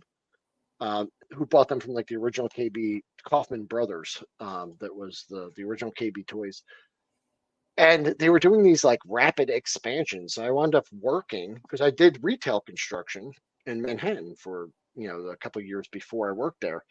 Um, so building those fixtures and everything. So we did like Yeah. 18 store remodels all over northern New Jersey. So if you shopped at a mall in northern New Jersey, I probably worked at one of those KB Toys at some point because 18 of them in like an 8-month period. And I just went from store to store. They loved me. Great company to work for. They were pretty awesome. I remember when all the remodels were done, I had to interview for a position at a store because they were like, we want to keep you on, but you really haven't worked like in a store. You've worked building them. So do you have what it takes? And I remember I had to like interview And I got the job, obviously. And within 2 years, I was a store manager when I was 23. I became a Oh store wow. manager. Yeah, so I was pretty young. And maybe I was 24. Because anyway, a year later, I met my wife at KB Toys at a manager meeting. And yeah, the rest So is history. are you collecting toys during this whole time? Here and there. So when I start working there, at first, believe me, but I didn't really have a lot of space. So I lived in like a small apartment. So at this point, I would pick a guy up here and there, and I wouldn't buy like tons of stuff. I still had my collection from when I was single, all the stuff, the Toy Biz stuff that I hung on my Yeah. walls and stuff.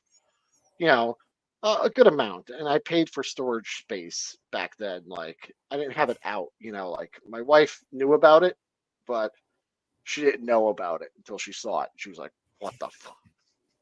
Yeah, 'cause- anyway, yeah, and I just kept getting promoted. They just kept giving me promotions, and I couldn't believe it. And so here I am working at the toy store, having the time of my life. But it's not all fun and games. It is a business, and you do have to run it. And but one thing I do like about that company was that you did have kind of a say in how well your store did.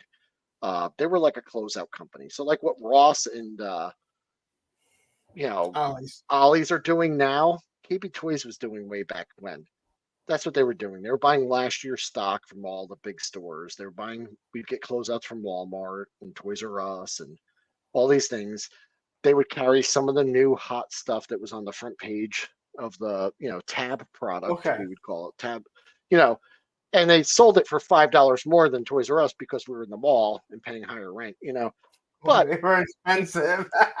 you go back in the aisle and you're getting all that other stuff from last year at 2 for $5, 3 for $10, you know, one. See, I don't remember that so much because I don't remember wanting the older stuff, but I remember all the newer That's stuff the being. problem. So like But like, video games, which were like the newest video game that just came out, like the Madden, whatever, yep, 97, it would be $5 more than like at Toys R Us or Walmart or something. And people would always complain. And I'd say, like, okay, well, yeah, you can get in your car and drive up, that's and that's to how kids the got toy toys place. because mom and dad are like, Yeah. well, you can get something here, but we're not going to go to Toys R Us, which they knew was either across the street from the mall or in adjacent to it or whatever. Hmm. But they knew that if you go to Toys R Us, you're going to spend an hour there. So to spend an Yeah. extra And five you have to bucks, drive there. You have to park. yeah, You're already here in the mall. You're eating a pretzel. Come on. Just, you're in the comfort of, and plus the winters up there. In the north, man, people don't forget that the winter, like, do you really want to get back in your car and then drive? And then once they start plowing snow, the parking lot shrinks by like, like at least 25% because there's big snow mounds and you see the yahoos that try to just park up on the snow mound anyway because there's no spots. I've done it. We've all done it. we've all done it. Like, It's something that happens. especially if you have a And truck. If you have a yeah. truck, you find if you have Well, a at the four wheel time I was drive still pickup. shopping at Toys R Us also. I mean, I was picking up toys here and there. I was definitely still in it. The biggest gap in my toy collecting was when I had kids, actually, because all my Yep. budget went towards buying them toys and raising them. So from like 2000, my son was born in 2000. So I was 24. No, I was about to turn 25 when he was born. And um, I'd say probably around like 2003, maybe through like 2016, 2017. I didn't buy really much. I was out of toy collecting. So I have like a huge gaps in memory. I didn't really do much with it. I kind of remember some of the stuff in the stores, but at that point, um, man, I managed multiple KB Toy stores at one point. So I wasn't quite a district manager. I did have a district manager who was kind of mentoring me, and I was close to being that. And I temporarily did it for one Christmas season, and then they filed Chapter 11. It sucked. No, And that career path that I thought I had been yanked out from underneath me, and I had to figure something else out. all right. So quickly, do you remember K and K Toys? Yeah, so K&K was bought out by KB. Okay. But originally they weren't the same because we They at were our not. big mall, which just closed down this year, Yeah. we had a K&K Toys and a KB Toys, and I just remember So the look of them was almost the exact same. I mean, they were to very the, similar. The I mean, K&K had like blue counters with like this red trim. Like we had a K&K and a KB in the same mall, and we remodeled them. And it was weird because like the KB Toys had like white countertops with red trim, and the K&K store had like blue with red trim or red with blue trim. I don't know. It was like the yeah, opposite, but they looked the same. Yes. okay. It's like Kmart and Kresge. If Yeah. anyone remembers a Kresge, but I mean Kmart was owned by Kresge, so that actually made sense. Or Yeah. Kresge owned Kmart because Kmart comes from Kresge. Mhm. um, but yeah, I always wonder that, like, because like even the bubble on K&K, like the logo looked like KB. Like even as a kid, Mhm. you're like, Yeah. okay. Yeah. Except There for was I other knew, ones too. There was trying to think other. They're basically same thing though. Like they're 2 to 3,000 square foot mall based retail store. With narrow aisles. Kind of a small shoebox type yeah. store where you had to cram. Circus World was a little bit bigger. Oh, There was a Child's World. There was one called okay. like Circus Circus. Okay, I so think I there remember was. Circus World. We did not have Child's World. We had Children's Palace. Okay, which I think they bought each other at some point too, right? They had Yeah. the panda with roller skates, and Yeah, it was because like, when we were talking about it on another show and I looked it up and I'm like, this looks like everything looked the same. It was like a palace. Um, yeah, and I still go like the Children's Palace now. Well, what was the Children's Palace? There's like a Boston Market right next to it and everything. And I can remember getting, I've told this before, I remember getting Crystal Ball from there and being mad because it was the only figure I didn't have. And I didn't like want you were this like, figure, and I still hate that figure, but I got it yeah, just because I was able to get a figure. which was And funny people were because like, like God, you're spoiled. I'm like, I know. yeah, I didn't really even know. Like I knew there was Toys R Us because I obviously like saw the flyers and the TV commercials, and I knew the song and everything. But it was like, my parents did not take a trip directly to just a toy store for us as kids ever. Like, the first time I went to a Toys R Us, actually my brother got a job at Toys R Us and bought me a Super Nintendo. Holy shit, he's awesome. I just remembered that. So When did Charlotte Super says we had Nintendo a came out? KB and the toy aisle at Wow. Woolworths. That Yeah, is, toy aisle, Woolworths toy aisle was not as good, but Kmart toy aisle was my main toy source oh as a kid. yeah. That was pretty much it.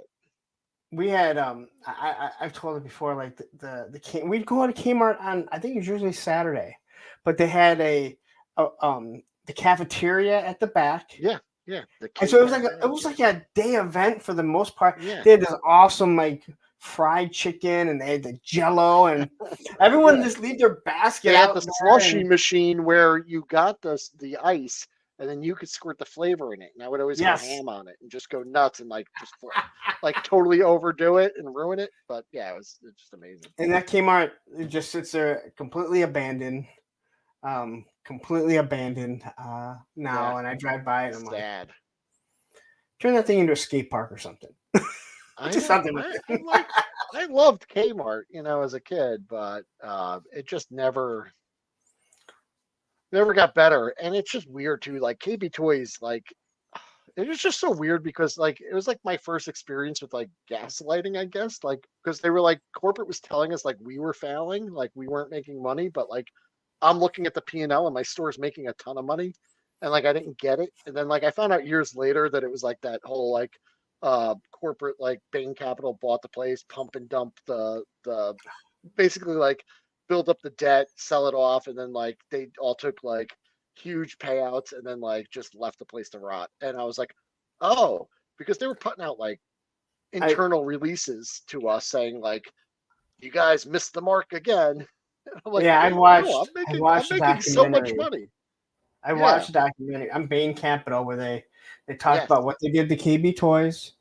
Then they moved on to Toys R Us. was it Eventually, Toys R Us or SAO Schwartz next? I I think think they they were did. like, these are great cash Yeah. rich companies that we could just If anyone wants to know why we don't have toy Yeah. stores, it's Bain Capital, Mhm. and they tried doing the same thing to Chrysler. It's They were crazy. on their way to do the And- same thing with Chrysler. Yeah. I remember the guy at our like national conference going like basically like roasting us like we blew it. And I'm like looking and I'm like, okay, so maybe like every district's not like is I'm in northern New Jersey. I was right outside of Newark at the time, and we were like just busy as hell. Like lines every day. It was not an easy store to run, and I'm like, but we're making tons of money. This doesn't make any sense. So me and my wife both worked for KB Toys.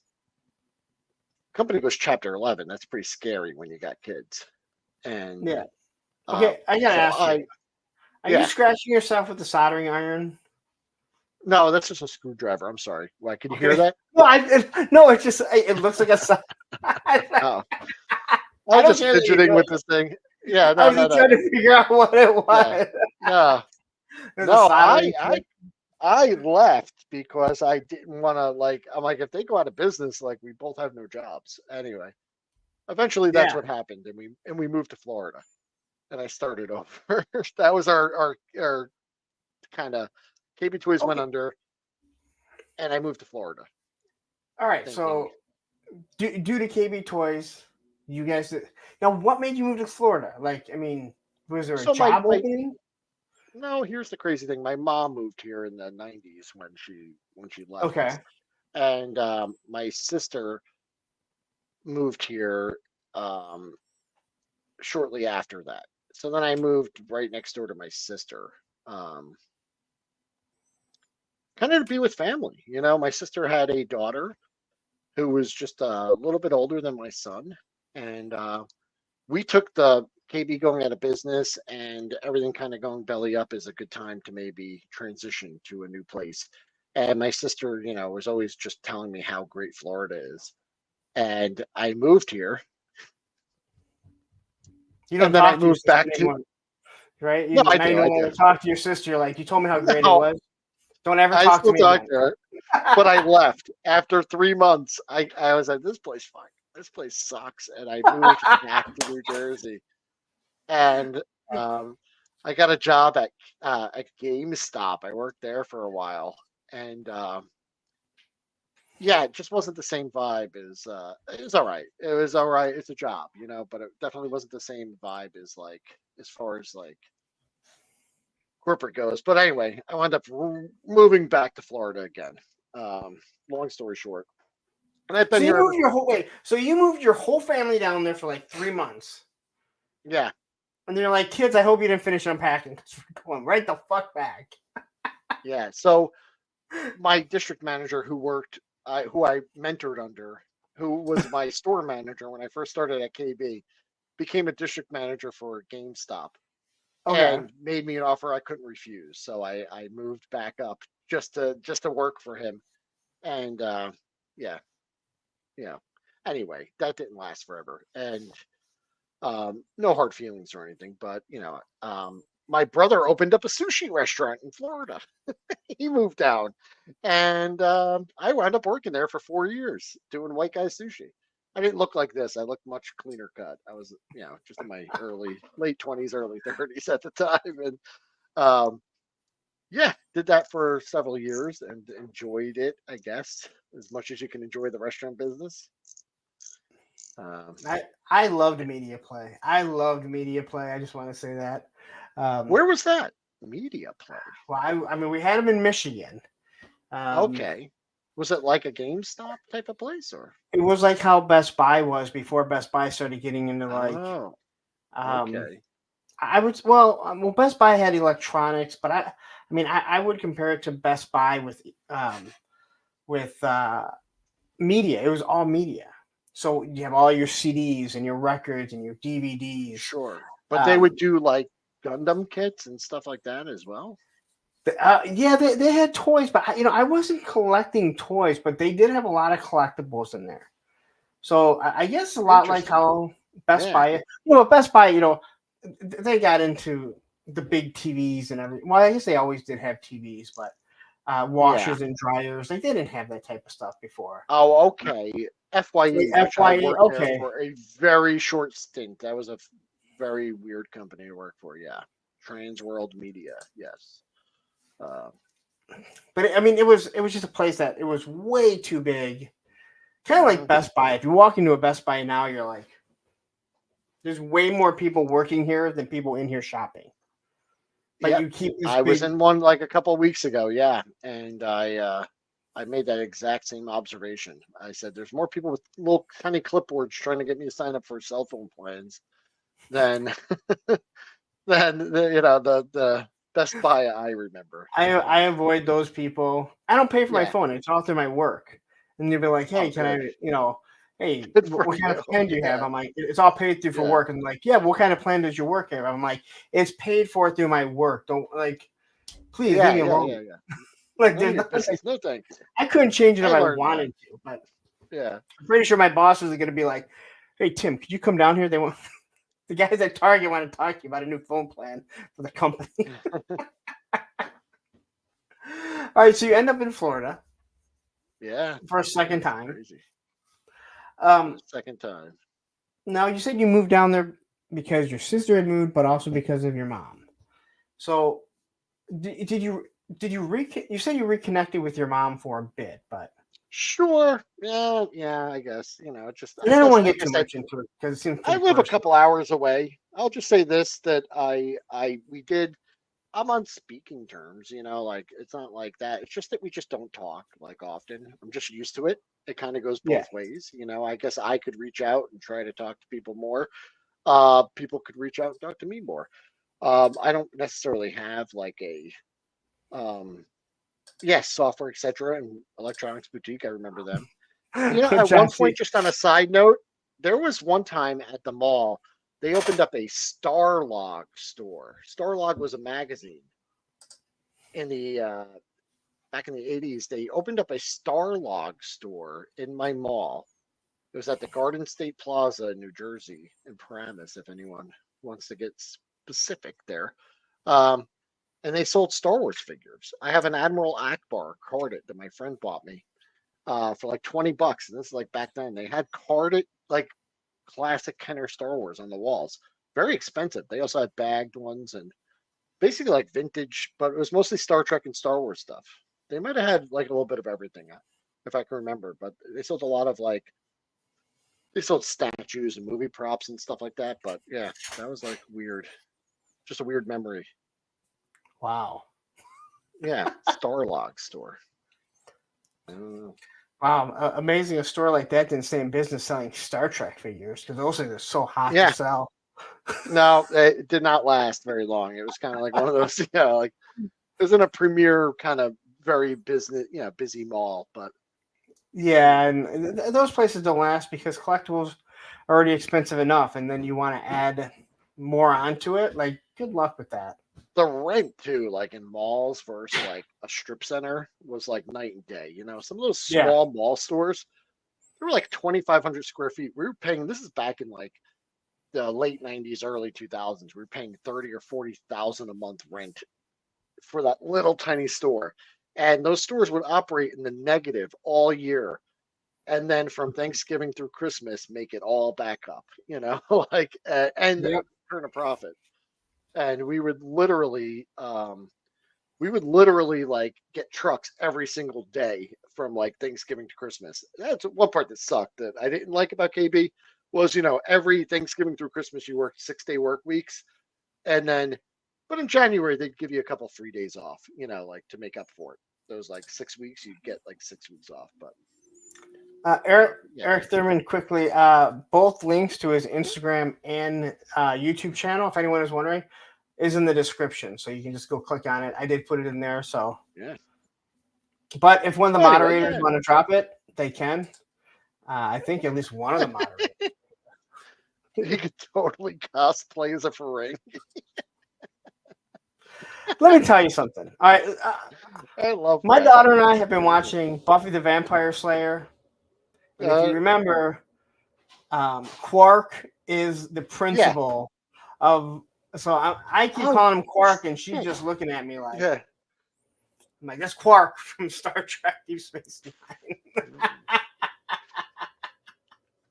To me, Quark always had the same energy as like the guy in Total Recall that like where he's like, I got 6 kids to feed. You know, the like, I don't know, it was always like that same energy, you know, like I know they're not the same actor, but No, always reminded me. the moment you said it, that I know exactly what you're talking about. And they were both like Weasley guys. Yes, They yeah, were like just kind totally of like Weasley guys. yeah. Like I don't know. I don't know. Um. Like All right. So you move back down. yeah. You're a sushi. You're working at a sushi I never bar. made it. I tried to make it. It's complicated, but the chef was kind of a dick. He didn't want anyone touching his stuff. But I managed the restaurant. We'll put it that way. Okay. And, So you managed. served it. Yeah. Was it called White Boy Yeah. Sushi? Yeah, it was called White Boy Sushi. And no. Um my brother is married to his wife is He's married to his wife. That's no, his marriage is wife. His wife is Chinese, and it was a Chinese restaurant, and they also added a sushi counter or sushi bar. We did a remodel of the whole place. It was like a typical Chinese takeout with some sit down, probably about we had like 8 tables, and we did a whole remodel of the place and added a small like kind of sit down sushi bar in the area and changed the atmosphere. It was like a much nicer place, and it was kind of in the middle of Florida, so but it did very well.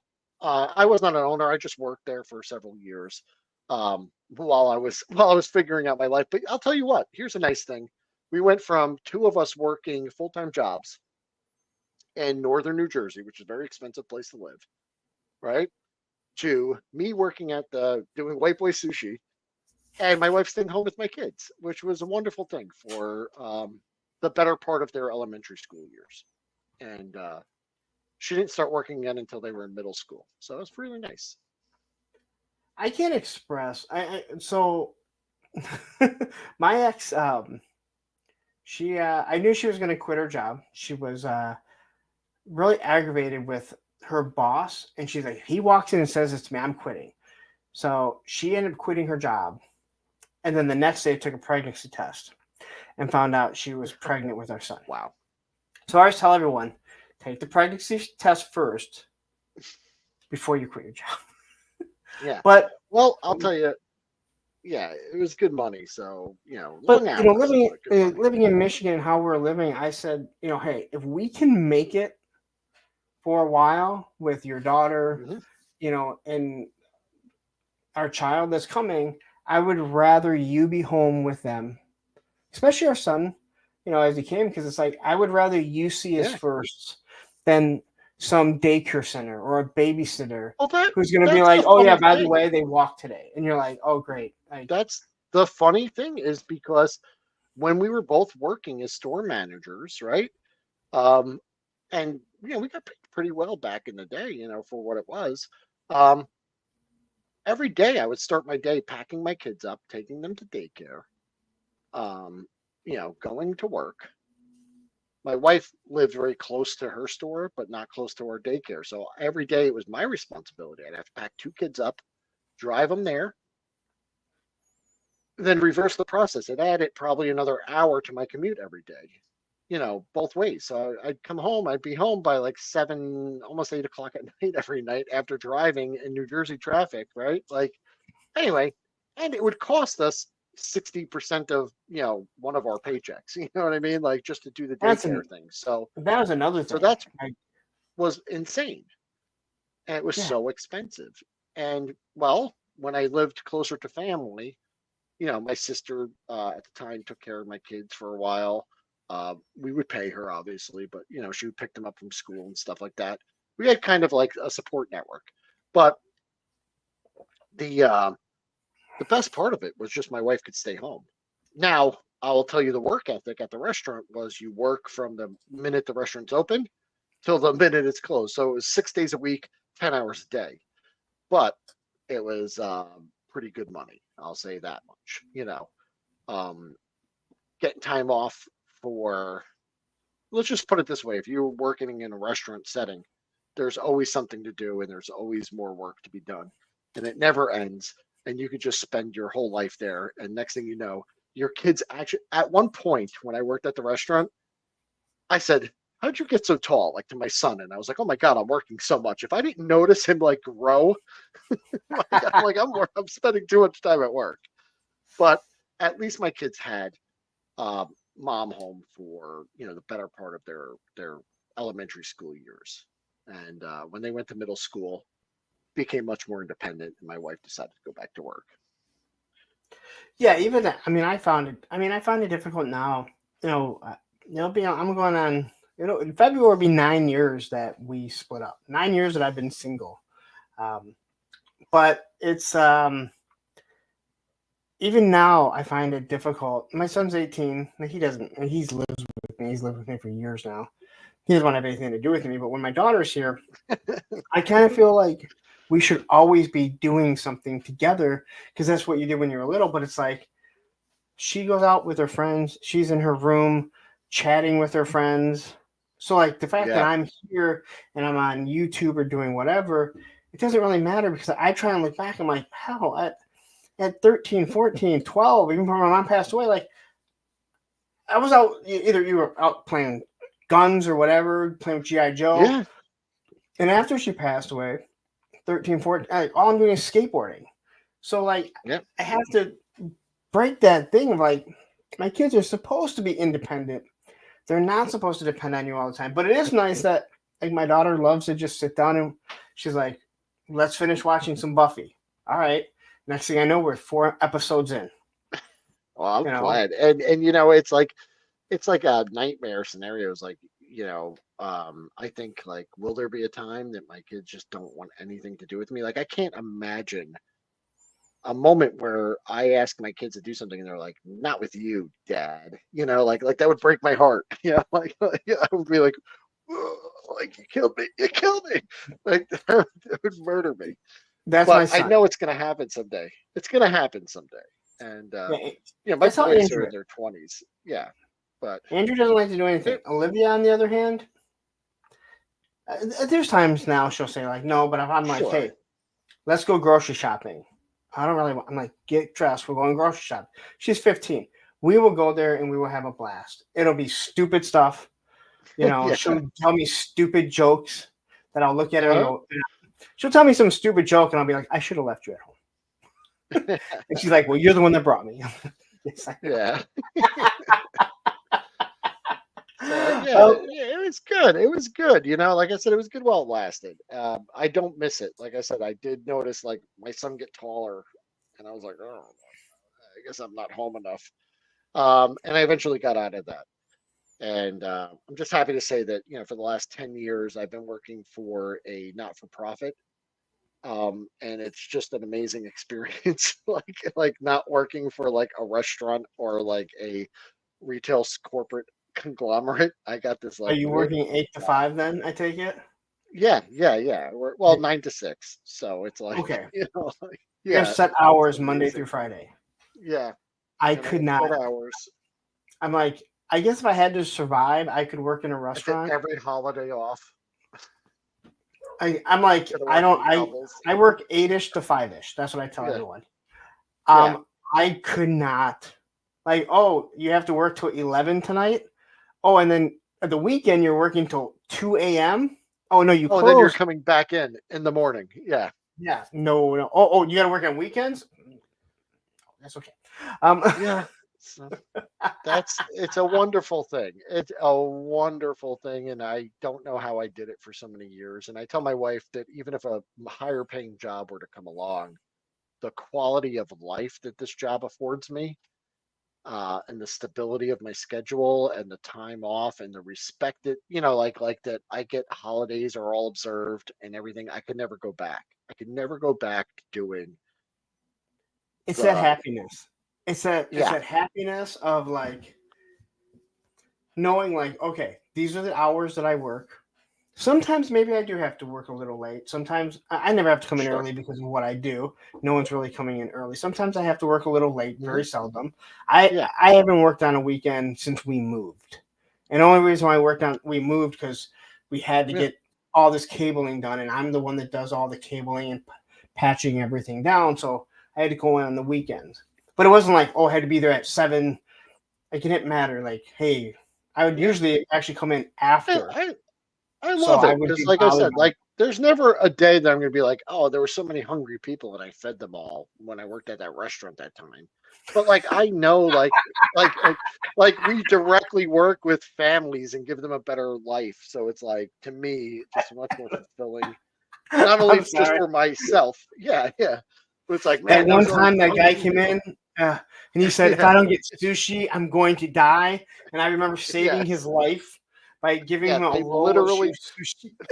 literally saved it by handing him the food, answering Yeah, the phone. expensive Yeah, sushi. yeah.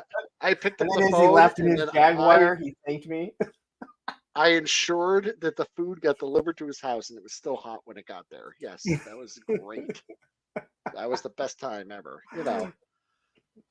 Yeah, So I'm kind of over sushi. Someone said I want sushi. I'm kind of over it. Like I don't know. I can only imagine. I mean, you said your brother still owns it, so I'm sure you've been in there since then. Yeah, so he doesn't own it anymore. He did get out Okay. and he made money, so that's good. He sold it and he does other stuff now. But yeah, So, all right. So, it was when did interesting. you get really back? When did you get back into So collecting? Because, well, actually, let's go back to you said you met your wife when she yeah, was when you met your soon-to-be wife, and you had toys, but she didn't know about no, your storage unit. yeah, I So, did not know. so when you must have tried to explain it, like, oh, I have other toys stored elsewhere, Yeah, but so she I probably did. didn't I grasp. first, it's like you don't just unload it all at once. Like first, it was like I have a lot of my childhood stuff, like in a unit, and like that stuff's near and dear to me. I want to keep it, so that stuff's going to be out and displayed at some point in my life. Yeah.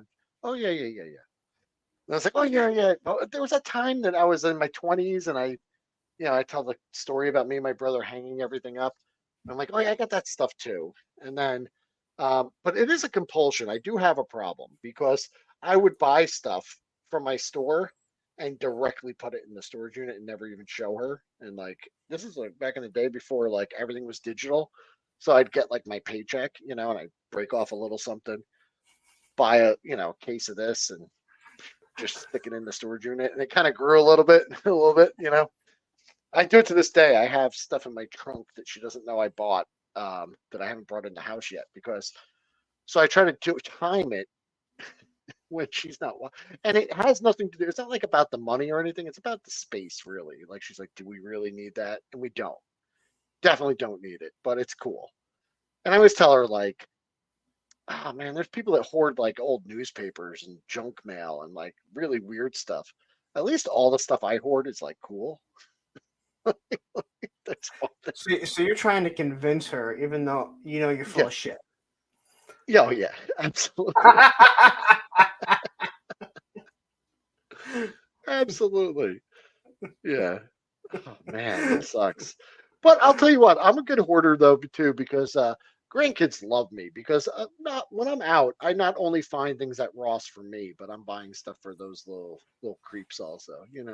So every time they see me, I just go in my trunk and I pop it and I'm like, oh, let me see what I got in here. And I could pull out some like Hot Wheels or some cool stuff or Well, at Joe Fest, we'll you had pick a it up. lot of stuff in that suitcase that you opened. You look like a drug dealer the way you had it all Yeah, set. yeah. That was my tactic for the You're like lobby make me swap. a Yes. deal. You're telling people like make me a deal. Yeah, yeah. I Because don't want I to go home with had any of this. wheels. Oh my God, I didn't want to walk and carry stuff that like walking that concourse, my feet killed me. So it was on wheels. So yeah, I just popped it open and I was like, fine, buy this. But that was a lot of stuff that like I had sitting in my storage from like early 2000s, like just just Matthew and I just says. got rid of it. Matthew says I try to justify it that way too. it's not working out. No, it's not. It doesn't. So, all right. So So how does she, when you finally show her how much you have, how is very it? supportive. She's chill. My wife is really chill. Like Now, sometimes I make up did you, fights so we now can did have you, fights because we never do. Like but I'll did you, just okay, like so when you show her the storage unit, did you close it right behind her so she couldn't get out right away? yeah, I Like, you just can't trap leave her in there. till we've made sure you're okay. Yeah. No, I think one time like I slowly started just like adding stuff to this like I had this bookshelf and she's like, this like there's more stuff on this every week. And I'm like, I don't know what's going on. My my wife's pretty awesome. Like I said, she at one point I was like, we need to have a fight or something. This is too weird. We're getting along too much. So like I just like, I'll just like push her, maybe start some shit every once in a while, stir it up. Uh, and yeah, we get along very well. So she's all right. She's Now, fine. But I'm sure does she she's collect frustrated. anything? No, not really. She's a bit of a gamer, which is a weird thing. I never thought she would be, but I kind of got Okay. her hooked on playing some games, and she's actually surpassed my nerdiness to the point where like I'm the person like, are you still playing that game? Like I get annoyed. So So now, it's see, like, so you have something to say back to her about. yeah, At least I'm not on yeah, those games all day. yeah. So that was like I was always like doing it, and she'd be like, "You're playing games? It's 3 in the morning, And I'm like, "Yeah, I'm playing games." And I was like, "Come here, try it." Thinking like we could do it together for a while, and then like I said, she totally blew me away. So in her spare time, she loves to play video games. All right. So when would you say you got really back into collecting? Because you said you got Yeah, out of it. yeah, And again, I know I exactly. I did. stopped skateboarding when my Yeah, son. I literally had everything like just packed away. Like if you walked into my, you wouldn't even know I was a toy collector. Um, and it was probably when I moved here. So I moved here for the new job with the not-for-profit about 10 years ago. And in that move, I kind of rediscovered some of my older stuff and just wound up with the spare room. And I was like, I could do something there. I should get some of my old stuff out. And I started, just doing it. And so it was probably around 2018, I guess, would be when I really remember I bought stuff off Facebook Marketplace. I found some guy's Joe collection, and I bought the GI Joe headquarters, the Sky Striker, Rattler, Dragonfly, APC, his Mobat. The list goes on and on. A bunch of figures for like $125. Wow. And I came home with like this, like 3 boxes, and I spread them out all over my dining room table. I set up the headquarters, and I was like back into it. Like after that, I was like, and I remember like talking to my wife. I was like, I spent over $100 on toys. I know this sounds crazy to you, but these are really cool.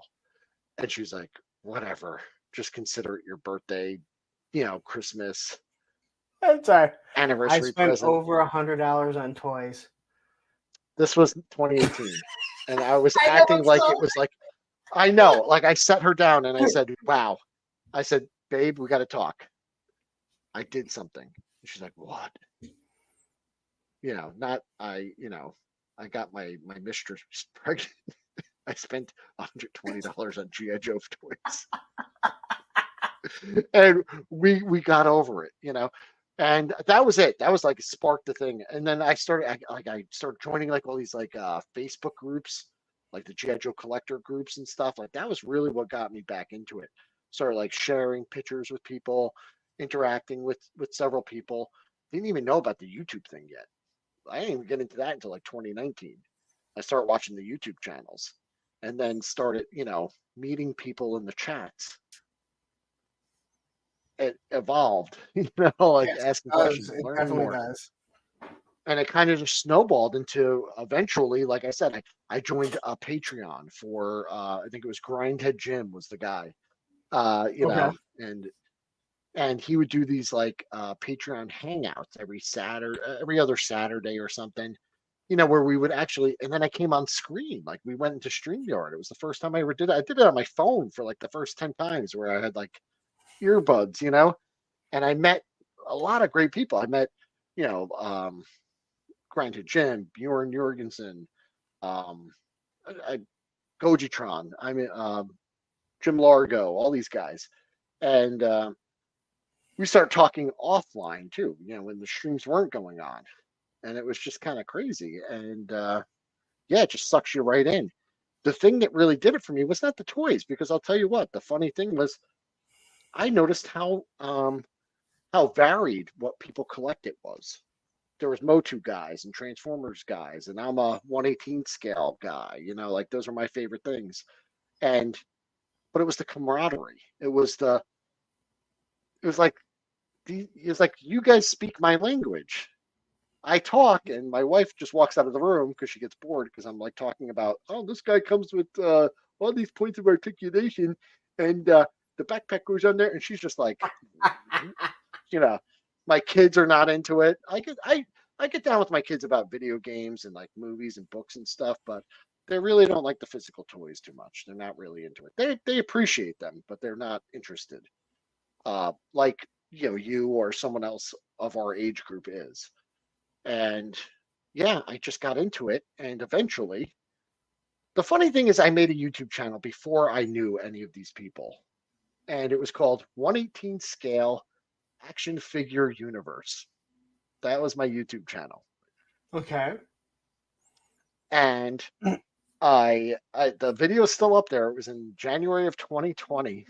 And I know people say COVID channels. This was before COVID. And I sat on my back patio and I talked about toys just rambled for like 15 minutes about toys. And then made a couple more videos, and then didn't make videos for like 2 years. Like I just didn't make them. And I renamed my channel Wilhelm Toy and Hobby and relaunched it about a year and a half ago or something. And just start doing some live streams with my buddies, because that was the fun thing about it. I was hanging out, talking toys, sharing some life experience that we all grew up in the same decade. So it's like, it's a lot of fun. And that's really what got me into it. I really couldn't care about the toys. They're just things. They're still just things. I have nostalgia for them when I see something I had when I was a kid. There are things I seek out, but most of it is I found in toy collecting was the thing I enjoyed most in my youth and when I was a kid was discovery and kind of the sense of adventure. Things that I don't want to know everything about the toy line. I want to figure stuff out myself. I want to build things myself. Those are the things that satisfy me. But for other people, it's about collecting, cataloging, completing, and preserving, right? So there's different aspects of it, and I could appreciate all of them. Wait, you can appreciate something you don't collect? Absolutely. That's That's a like crazy classifying. concept. I tried it when it came out, but I was like, these just don't hit for me like the old ones do. I'm gonna stick with those. But I love watching your photography. I think 6-inch for photography, nothing beats it. Like the photos you guys take with those just look spectacular. Sometimes I don't even know like what the hell I'm looking at. Like the lighting, the special effects. No, like they look real almost, and I'm sure 10 more years I'll be fooled. Like it's just great. There is, again, I mean, I don't care what you collect. I still collect 1/18 scale. It's not it's not my thing. I'll be honest, it's not my thing, but you cannot take an O-ring or even a modern 4-inch figure and do the same stuff as you do the 6-inch, because there's just so much detail. Whereas you take a 12-inch figure, well, now it's just too big to really fit into anything. It's kind of the way that, well, they used to sculpt the 4-inch figures in a 2-up, which was 6 inches to the detail. I mean, I know they were physically doing it, but yeah, I've seen some 12-inch stuff that's pretty cool, but it doesn't have that same. realism, I guess, to it. Like it's Yeah. cool. Like I love watching like the photo stories that like Skunkworks does. Ed does some really great photography with the 1/6 scale, and I love seeing his stories. But they look like a doll. They Yeah. like 1/6 stuff looks great in nature. Like it looks better in like grass or like Yeah. in trees and stuff. Like because it doesn't look like you put one of these guys in a field and it's like a blade of grass is taller than him. You know, it looks weird. It looks weird. All right. So, kind of explain to everyone what it is that you collect, because you are specifically. So I do, and it's just because I've tried a bunch of different things, but I've just found that my 1/18 scale guys, specifically the O-ring stuff from my childhood, are my favorite things to. I always find myself going back to them, and even when I was a kid, you would have you would have different toys, and you would kind of cycle through them. I'd put these away for a while, bring out He-Man, but then I'd get bored of them, put He-Man back, and I'd always come back to these. This is a little O-ring figure. Actually, one of my favorite things to collect was the Spin Master Batman figures. I know they're for kids, Dude, but they're little 4-inch figures, and they're like $7-8. You could get vehicles, you could get tons of different characters. I love these. Every time I go to the store, I'll pick one up. the Spin Master figures, for the price Yeah. that you're paying, have no business being as good as they are. I picked up a couple of the Aquaman love 'em. figures just because like Black Mantis, he can fit with the eels. Yeah. And I'm like, these are really good figures. And of course, they were just clearance because no one wanted. But you go look at the Spin Master figures, and you're like, they were like these are $1 really good each. figures. Yeah. I love Same them. with, like, I loved, like, as far as modern, it was like my favorite thing to collect for like since 2020. I think they came out in 2019, the Spin Master, and I've just been picking them up here and there. Also, when the grandkids come over and they're looking at my toy shelves, I take all the Spin Master. They can play with them anytime they want. So I'm chopped liver. Matthew feels insulted by you not talking about his wonderful photography, that he's chipped liver. Oh, yeah. He was typing way too fast that he was that mad. Wait. He chopped Yes, liver. Matthew, of course you're everyone. I'm sorry. I just I didn't mention your photography. I love your photography, but I love even more that he wrote the Spin Master Batman are great, because I remember like the first time I brought them up in like an adult like toy group like video. Like we were at like a Grindhead Gym meetup, and I was like, "Hey, you guys collect these?" And everyone was like, "Wow, you mean those kids?" And ever since though, I think Grindhead's picked up a few. Gojitron's picked up a few. I've gotten. I think I've converted some people into trying some out. They're fun, and I think they're a good time. But I know they're not for everyone. And that's a thing. That's a thing I just want to bring up. When I say like I love stuff, I'm not trying to sell you it. You know what I mean? Like I'm just saying what I love and why I love it. And I think sometimes people are like, they get like I don't know, like a natural maybe reaction, like just a human reaction is like, well, they're not for me. And I'm like, okay, well, I wasn't like hard selling you on them. I don't want to make you buy them. It's okay. Like you don't have to like them. I like them. No, and that's how it should be. Yeah. I can tell you, for me, one of the best things about reviewing the classified figures is the reason why I started reviewing the classified figures was I had done some videos reviewing like the new Walmart figures and stuff that came out, but I didn't know anything. I wasn't into toys. I wasn't into any of that. But I saw these 6-inch figures and I wanted to know about them. But nobody, like, there was no reviews comparing them to the originals.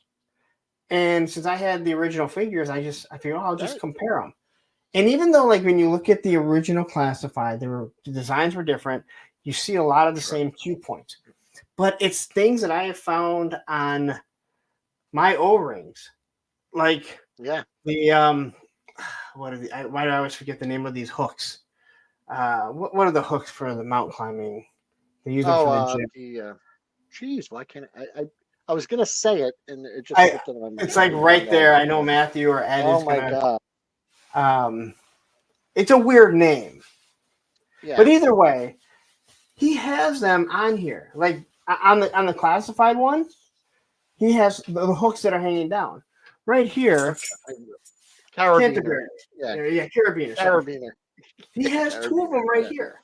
I never realized that. Yeah. I never realized that. All the people that ripped, and I showed you actually before we started that they're like, Yeah. oh, I took off those sheaths on Nemesis Immortal, right? He has the sheaths. Like, Yeah, they were molded on there. Yeah. yeah, they put so many little details Mhm. into it that it's great that like when I'm reviewing these and I'm looking at stuff and I'm like, holy shit, I never noticed these little details because I was just taking out the toys and going to play with them, you know. But now when I'm comparing them and I'm like showing the different things and or what's the same, I'm noticing in my O-rings a whole looking at it completely differently because I'm like, oh my god, look at this. You really realize how much time and love was put into these figures. And I'm not, again, before anyone says, oh, what about all the new ones? I'm not trying to disgrace any of the new figures. I'm just saying, Yeah. you know, Yeah, that's the thing. is Awesome. It's like you know, geez, like I said, I think people get caught up on the specifics. If you don't like something about it, you're not saying that someone else can't like it as well. You're just saying that this isn't working for me. Like it could be just some detail. Like I don't like my characters to have swords. I prefer them to have pew pews. And like someone's like, well, swords are part of it. Like okay, geez, calm down. Like just so I've said this serious. I've said this before, and I don't really watch Dan Who or displaying model behavior too often. And again, nothing against them, but I actually watched Dan Who this weekend. But I just happened to catch one where they were on together, and it was during a lot of drama. This was like a year and a half, 2 years ago. And Dave said something to the effect. He goes, I don't understand this. He goes, if you're working, like you go to your office, right? You start a new job and you're being shown around and you come by a guy and they introduce you and you see that he has turtles, right? And you collect G.I. Joe.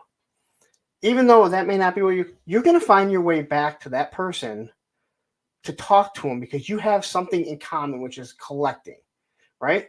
But you're on the internet. And the moment you say, oh, well, I really like classified, then it's a go word for some people that they want to, I'll tell you what, there are a lot of videos, a lot of people that say and do things online that from the comfort of my own home and on my couch and within my head, I think and say things in response that I just don't get on my keyboard and say them, like I don't feel the need to do that, and I know this might sound weird, but one time I was on a live stream and I was just messing around and I said something and it really upset someone so much that they like PM'd me about it, right? Okay. And I was like, okay. Part of me was like, just going to be like, you know what?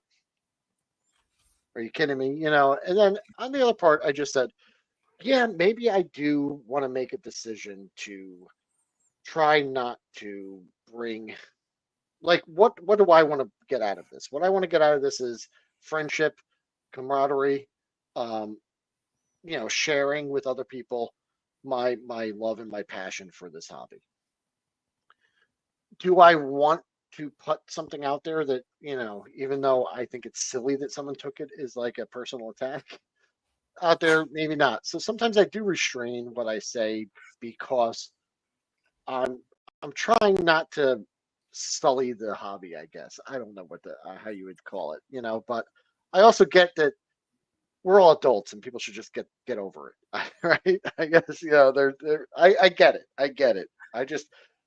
I feel like I don't want to personally be responsible for someone's bad day. Right? People, this may shock you. You would be surprised at how many things I don't say that I want to say. All right. I said it before. I mean, obviously, you've watched the channel, you've got to know me. If I'll say what I think, right? And sometimes it bothers a lot of people. And if someone obviously attacks me, I'm going to probably lose my cool. Um, that's just who I am. And I've said it before. I kind of wish at times I was with like what Steve Rogers says. I wish I could just look the other way, but I just can't. Like, Yeah, and that's just me. There's a lot of people that are like, I sure. just don't feel the need. And I'm just like, I gotta say something just because not that I feel that it's my need. It's just like I think that No, certain things like I think, have to be addressed. And it doesn't mean you're always trying to start a fight. Sometimes it's yeah, just I like, think it's important as well. And other people say things, and I feel like that's the level of what you want to bring to it. You know what I mean? Like if you want to say that thing and then whatever it comes back to you. I just feel like at some point, like people start these things up and then like it just distracts from the hobby. For me, like I kind of tune off. Like when people yeah, get to like I tune out and I'm like, maybe I'll watch that some other day. I really spend more time. Tony's awesome. Yeah, I met you at Joe Fest. Awesome, dude. Yeah, he is awesome. And I, I'd just much rather be friends with people than and enjoy the hobby. I've got enough shit in my in my past and in my life that I that's feel like some people also maybe don't have an appreciation for how bad things can get that they keyboard warrior or like they're just unfulfilled in some way where it's like they don't have an appreciation or maturity enough to appreciate the bad like we've all had bad times, but for some people this is your escape from reality. You know, yeah. you could be, when you're not doing this, you might be a white dude slinging sushi, and that's not fun. No one gives you any respect, and you, that's a miserable existence. And that's what I say. Like, again, like YouTube is a Mhm. huge world. There's no reason. Like, I don't Yeah, care. I don't care that you're doing something that I don't like. It doesn't matter. My job is never to make someone not watch this person. It's to make someone want to watch me. You can always go back and watch that person too, right? Um, but there are people that clearly have an agenda out there, and they want to attack other people, and it's like, who cares? Now, don't get me wrong. I'm not like sure. I have been my fair share of putting out memes, attacking, making Listen, jokes at I white think a violence. heated argument about like it's almost like sports fandom. You know what I mean? Where you like this brand or that brand, and it's like I get that kind of thing like could exist in the world, and I'm fine with it. It's not something I participate in myself, but like I get it. People bust my balls about scale all the time. I love it. It's fun. It's a great banter. Oh, what's this? Yeah, same time Toy says, just so you guys know, you had so much fun at Joe Fest. Everyone else is now coming. We're going to have to get 2 tables on the floor so we can all hang out. You'll find out that you can't hang out in one group the whole time, No, right? Yes, Charlotte Club Tarkin. That is, and I told Tony this. I'm like, because he'd never been to like a big convention. I go, you're not going to be with Travis the whole time. You're not going to be with me. You're going to branch out because maybe we'll want to go see other things. There are people that you'll hang out with more, but um, Joe Fest, and I can say this again, if you said, hey, we're going to, I don't want to say Iowa because name Iowa is happening right now, but if you said, yeah, hey, yeah, you know yeah. what, we're all going to Nebraska to a mall and we're just going to hang out for, 3 fucking days, I'd be like, let's go do it. It could be a My Little Yeah. Pony convention. It had nothing to do with being Joe Fest. No. That was just so much fun. And Yeah. and The crazy thing is, like, my first Joe Fest, I went to just on my own. My wife's like, "You're just going by yourself?" And I said, "Yeah, I just need to do something." And this was 2020. I canceled that one. 2021, I went, and I had a blast. I met a Okay. bunch of people that were just like me. So Tony, It's I know amazing. this is a lie. You do want to hang out with me. Travis, I understand. Sherlock says he's already there. And I know you are. Where is he? Is he in? He's Is going to he in? Name Iowa. Yep. Oh, he's already there. Oh, okay, for the show. Yeah, that's cool. Um, yeah. Yeah, I hope Larry Hama will be there. That's one thing that I didn't do, and like twice I didn't make time to go see Ron Rudat or Larry Hama, and I really wish I had done that and just got something signed. I know those guys are getting up there in years, and I should get something done. I don't. I should prioritize that. I'm just weird about it. I really feel like I don't know. Do you guys ever feel bad like approaching a celeb, even though they have a booth and they're set up for people to approach them? I don't Um, care. I yeah, don't care about I seeing celebs. The only celeb that I took a well, I mean, I did take a picture with Sergeant Slaughter, but that's because we were sitting there chatting with him. yeah, Like, yeah. I ran into Ron Rudat cruising. Like he was coming through. Yeah. He was going down. He's a tiny guy, dude. And his son was like trailing behind him. He's a spunky motherfucker, dude. He's just like, and I just stopped because I was on my way to go to the bathroom and I'm like, I'm just gonna run back to the hotel. And I stopped. I'm like, hey, do you mind if I take a picture? Boom, take a picture.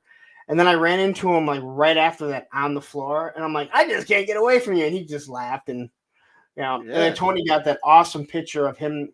He was taking a picture of uh, the RoboSkull like figures, and Ron Rudat Yep. was behind it. Right? Is it Ron Rudat? Oh, that's awesome. Is it Ron Rudat? That's who was there, right? The little guy. No, Bob Breakin. Bob Bob Breakin Breakin. Sorry. I'm sorry. I'm sorry. was the Matthew's gonna guy. flip out right now. Yeah. Um, No, Yeah. yeah, I'm sorry, Bob Breakin. That's who I'm talking about. Yes. And Yes. Bob Breakin was behind it, and so Tony got a perfect shot, and he totally hammed it up because it's like those were like his designs or whatever. I wish I got a picture with him because I ran into him in the elevator, me and Ken, and you know we had a nice little chat with him, and I didn't want to like ruin it by saying like, "Can I get a picture?" You know, like because we were having just like a real polite, nice little chat, and then he was like, "You guys know the way to the show room, the show floor," and Ken's like, "I know exactly where your table is, sir. I will escort you." And we walked him all the way from the elevators right to his little table where he was his booth, and that was a lot of fun. But I didn't get any photos or pictures of it, and I kind of felt weird, but I regret not doing it. Yeah, the pictures thing, I don't mind the pictures. I'm not an autograph seeker. I don't care about anyone's autograph. No one's, I've said this before. Yeah. No one's better than me. I'm no better than anyone. Mhm. 3-star draw Darren. He wanted the signature of all his friends and everything for a memory like book, and so that's cool. That's completely different because That he is wasn't cool. asking. Yeah. He wanted to remember everyone that he hung out with. So I've never been. I don't like autographs. Like, just it's not my. And if it's your thing, that's cool. Like, it doesn't Sure. change my feeling with the hobby or whatever. I think you're a child, but. I think it's perfectly all right if you're an It's 8. all right, but just like men that dress up. Um, We know a few of them. I know you're but there. no, Yeah. but for taking pictures, like that's like a memory that you have. But I guess a Mhm. signature can be the same thing. But I'm like, I'd rather have a picture with the person. Again, the Yeah, pictures or a are memorable conversation, I think would be much. I would rather Oh, have a memorable conversation with Larry Hama than a photo of him just going, okay, next. I saw in the that's chat people talking about like Stan Lee, and I went to MegaCon Orlando. I drove up there to meet him the last year he did it. And I thought it was going to be like you walk in a room, Stanley goes, "Oh, hi, you must be Will. Let's take a picture together." No, it's like you're cattle being herded through this like these like steel like Yeah. you know, stanchions, and then they go next, and you walk out, and like I was almost shocked because like he's standing there like stand still, click, move. They just tell you to move out of the way, and I'm like, did you even take a picture? I don't know. They're like move, and I move, and then I get down there, and somehow it all lined up, and I have a photo with Stan Lee, but he doesn't even know I was behind him. See, I would. Well, he doesn't know anything these days. Yeah. um, I would have never taken a picture with Sergeant Slaughter. I would not have waited. I was not going to pay. I was not going to pay to go to the breakfast. And if you're going to, great. I mean, it doesn't bother me. But when we got to sit there with him and him tell stories, and then take pictures with him, and like he let me choke him, and he put his fucking hat on me. Yeah, which is like that was amazing. He was just the nicest guy, and for me, like hearing him tell the wrestling stories, he's not even talking G.I. Joe. Now he's talking wrestling. And again, one of the funniest things that ever happened that I think you said to me at Joe Festa was that you're standing there like, okay, I think you walked up and I went, yo, Lawrence, take a look, man. Sarge is hanging out with us. And you went, why would I care? He betrayed. He turned his back on America. It just got me because I wasn't expecting it. And you just killed me, man. What did I didn't tell him that betrayed. He turned his back on Hulk Hogan and betrayed America. He turned his back on Hulk Hogan in the USA. Yes. Killed me, man. I almost pissed myself. And then you went and told him, and he loved it. He thought it was hilarious. Yeah, he laughed because he laughed about it. Because some of the people were like, I bet you won't say that to him. I'm like, fuck you, I won't. You said you turned your back on America. And Hulk Hogan is great. The fuck yeah, I'm gonna say that to him. You know, he fucking turned his back on Hulk Hogan and the USA. Wow. Clint says that Larry, did you see that one from Clint? That, like I was saying, a memorable conversation would be much more valuable to me than any signature or trinket or Yeah, that's like, so my ex's brother, he played professional baseball. He retired the year before I met her. So he played for 10 years. To sit there with him and listen to him tell stories about clubhouses, different players, that to me is worth way more than getting someone's autograph or even a picture. And it's kind of hard at a convention. Yeah, because like there's so many people around. So it's like, like if I saw like a celeb kind of on their own, like just kind of sitting there, maybe, I don't know. I always feel weird about approaching them. Like I said, even when they're at a table with a thing that says like, come have a picture with me, I feel weird about it. Like I just don't, I don't know. Like, but even like feels like an artificial kind of conversation. I had Lenny from the G.I. Joe team on here. And so many people have had Lenny on. And all they do is talk about G.I. Joe. But we sat down for 3 hours, and he talked about how he worked in he worked at a cemetery digging graves, and he was in a metal band. It's like that's like, I want to get to know you and stories, or even stories about maybe how a figure came about, or like I'm with you. Like, give me a story, and don't just give me a story. Like, let's have a conversation. I would love to have, like I said, a memorable conversation, and just something that, if anyone ever brings them up, I could be like, oh my God, he told me the best story about, even if it's something simple, I appreciate that so much more. But, to each their own. Some people, that's they have this collection, and who am I to insult? Well, I'll insult you, but just fucking tell me to fuck off. I don't care. Like, you can insult me about riding. No, I mean, I knew a dude that would just like track down celebrities, like that's like just had like napkins framed, like just random pieces of paper, pieces of a journal book, and he had them framed on his wall. And I'm like, you have like 400 times you met celebrities, and he's like, well, I go to where they're going to be. I was like, okay, dude, that's cool. Yeah, yes. Wait, I'm just trying to read what someone said. Yeah. Um, Sherlock says, Clint, great to hear that about Larry. Oh, actually, Larry, we're taking an issue of Wolverine for. Nice. I'm sorry.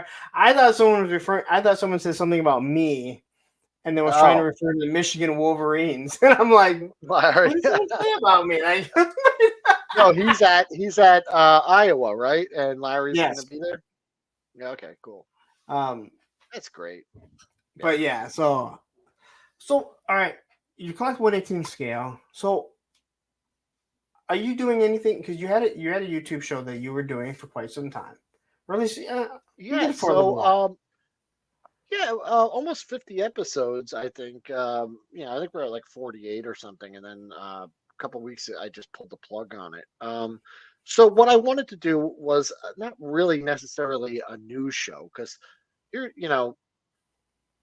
we're all on the same networks on Instagram and Facebook and so like the news kind of hits us all at the same time, and I really discussing news articles like stuff coming out and things like that. um, I just felt that there was plenty of YouTube channels that talked about the most popular things, classified, Motu. Um, there's Legion stuff. I feel like I'm about to be insulted here. No, no, no, I'm not insulting. I'm just saying there's a lot. Why would I add? What would I add to that conversation? Nothing really. Yeah. I No, I don't get really it. collect those. So, there's really not that many YouTube, or there wasn't, in my opinion, that many YouTubers that I knew that just talked about the 118 stuff, and I wanted to create a little space for that where people who love the little guys could talk about them. There's a lot of GI Joe specific channels that handle like the 3 3/4 inch stuff, but I like other 4 inch guys like the little Batman dudes and um, even Fortnite figures. I pick those up every once in a while. This wacky thing. Um, so, I set out to do that, and I guess I didn't know what it was going to be. Anyway, somewhere along the lines, you get to it was every Sunday I was doing it, and I found myself Saturday night going like, do I have to do the show tomorrow? And I guess that's a bad thing when you're supposed to be It doing is. something you enjoy, and it felt more like I said, like a chore, and I really didn't feel like I was doing what I set out to do. And what I set out to do was create a space that was entertaining and fun, where we could share our mutual love for the 118 scale.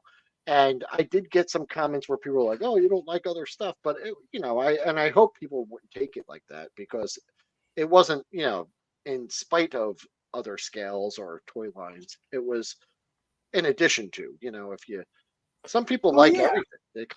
They collect across all lines and they'd like to talk about those things. But I did find so many people are into 118 scale. It's far from dead.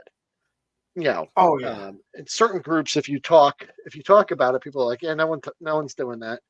And I found it's quite the opposite. There's plenty of people very passionate about the 118 scale and the toy lines associated with it. So I decided a few weeks ago to stop doing the show. And that was really just to stop, reassess, and kind of come back better. So the show's on hiatus, and we named the show the 1/8 Team just because it sounded like 118. We're the 1/8 Team. It's just silly stuff. It might not be that name in the future, but yeah, I do intend to come back and do something of a live discussion because I like the interaction with the live chat. I like being able to talk in real time and explain what we're doing or show off my pickups and whatnot. So once I figure it out, I guess I'll be back. I don't know when that'll be. um I do plan on doing other things because like I said, the hobby part of it is really I want to build, I want to make stuff, I want to get into world building, and I have a lot of projects that I've started and show off customs and do things like that on the channel. I think that's what I want to contribute to the community, and I don't think I was doing that. And I felt like I don't know. I felt like maybe people were just watching because they were my friends and not because they were interested in the things I was doing. And I don't know if that's wrong or just a impression I got. Like, but I'd rather put out content that people are interested because of the content and not necessarily. I know that there'll be some of that. People are just there to hang out with Yeah. me, and I could be talking about eggs, uh, and and they still want to come hang out with me. But I don't know. I just have you ever felt that way? I think about Have I felt like I don't want to do anything, I feel or like your Monday night toy ramblings and your Thursday with a friend. I mean, those are pretty solid shows, and you do them pretty well. And um, like there are days I don't want to do it just because I just want to lay yeah, down and sleep because I've worked all day. Um, but the moment it goes live, I mean, it's like that. I'm ready to go because, especially so Monday, I've kind of equated. It's like hanging out at a bar. A lot of these people, they're here to chat with each other. I'm background noise. They're here to listen to me obliterate the English language, not be able to read yeah. chats well. I get it, But it's but good. people It's are here. Monday toy ramblings, and Yeah, that's what you're doing. So it makes sense. exactly. Yeah, People are yeah. waiting to see if I'm going to lose it on someone. And it's not It's like not a not a Monday proper pronunciation. It's not that. exactly. You um, know. So I so mean, I your was burnt delivery. out. Yeah. Yeah, I was burnt out this week just because 36-hour streaming. That's just a lot, and I really should Yeah. have taken Monday off, and I didn't. And I still did 2.5 hours, and then I came back on Thursday, and after that, I did videos, and I said this. I said this doing those four. I'm sorry, those 8 Operation Monster Force reviews right before it was just too much of sitting in this chair. And I've said it before, like no one cares how much time that I put into sitting here creating stuff. They want to be entertained, right? And that's Yeah. all well and dandy, but it eventually does kind of eat at you just because it's like, oh my God, I just got done with work. It's not like I wake up at 8 in the morning and be like, all right, let's create some content. It's like I wake up at 6 and go to work, and then it's like, oh shit, I just got 2 things dropped at home. How can I get the reviews done? How do I. Yeah. But no, I haven't felt like that. And for this show here, I'm way more proud of this show than Monday, even though Monday is a bigger show because this is Hmm. just I don't have any prep to do. I have to get a guest. When I first started, I had all these questions, but then after doing it, I realized we're just walking through it. And I'd like to have a conversation. I don't want to have an interview with you. I want to have a conversation Yeah. with you because those are the best types of interviews. Um, so for like this, I'm excited because I'm going to be talking to some people that I've hardly ever talked to, other people I may know really well and I talk to on a daily basis.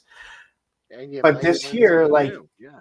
yeah, we hit so much stuff that I would have never known, Yeah. and clearly it was stuff that, like you said, hey, I've never talked about this, and it was, Yeah. Some of it I have not, and yeah, maybe and, that and was it, a mistake. I don't know. I don't know. Sometimes I no, I don't overlook think it's a a lot of stuff. mistake because it's something you're talking Yeah. about. This makes people get to know who you are, and that's one reason why when I do my reviews, when I started, I wanted people to see me. It creates an actual connection with them with me. That's why you would hear Oz say, hey, you know what? Don't just come up to us and say who your name is when it's not what your name actually is on, you know, uh, in YouTube because I don't know. I don't see your face, Yeah. Yeah. Quickly here, let's just play Yeah. it. Yeah. I Welcome to the saw that. creamery. We got Ed, who donated 1 punk membership, and I believe Awesome, Carol Ed. got it because I heard someone say that name. I don't even see it here. It doesn't show it on Streamlab, but I think if you look on the YouTube chat, it shows you, right? Who got it? No, I am, and I'm not Um, seeing it for some oh, reason. yeah. I'm not seeing this one either that Tony donated. Why is that? It says Fox got it. Who's Fox? Fox. Um, Oh, is that I don't know. I don't know. Crown Fox. Oh, maybe. Yeah. I don't know.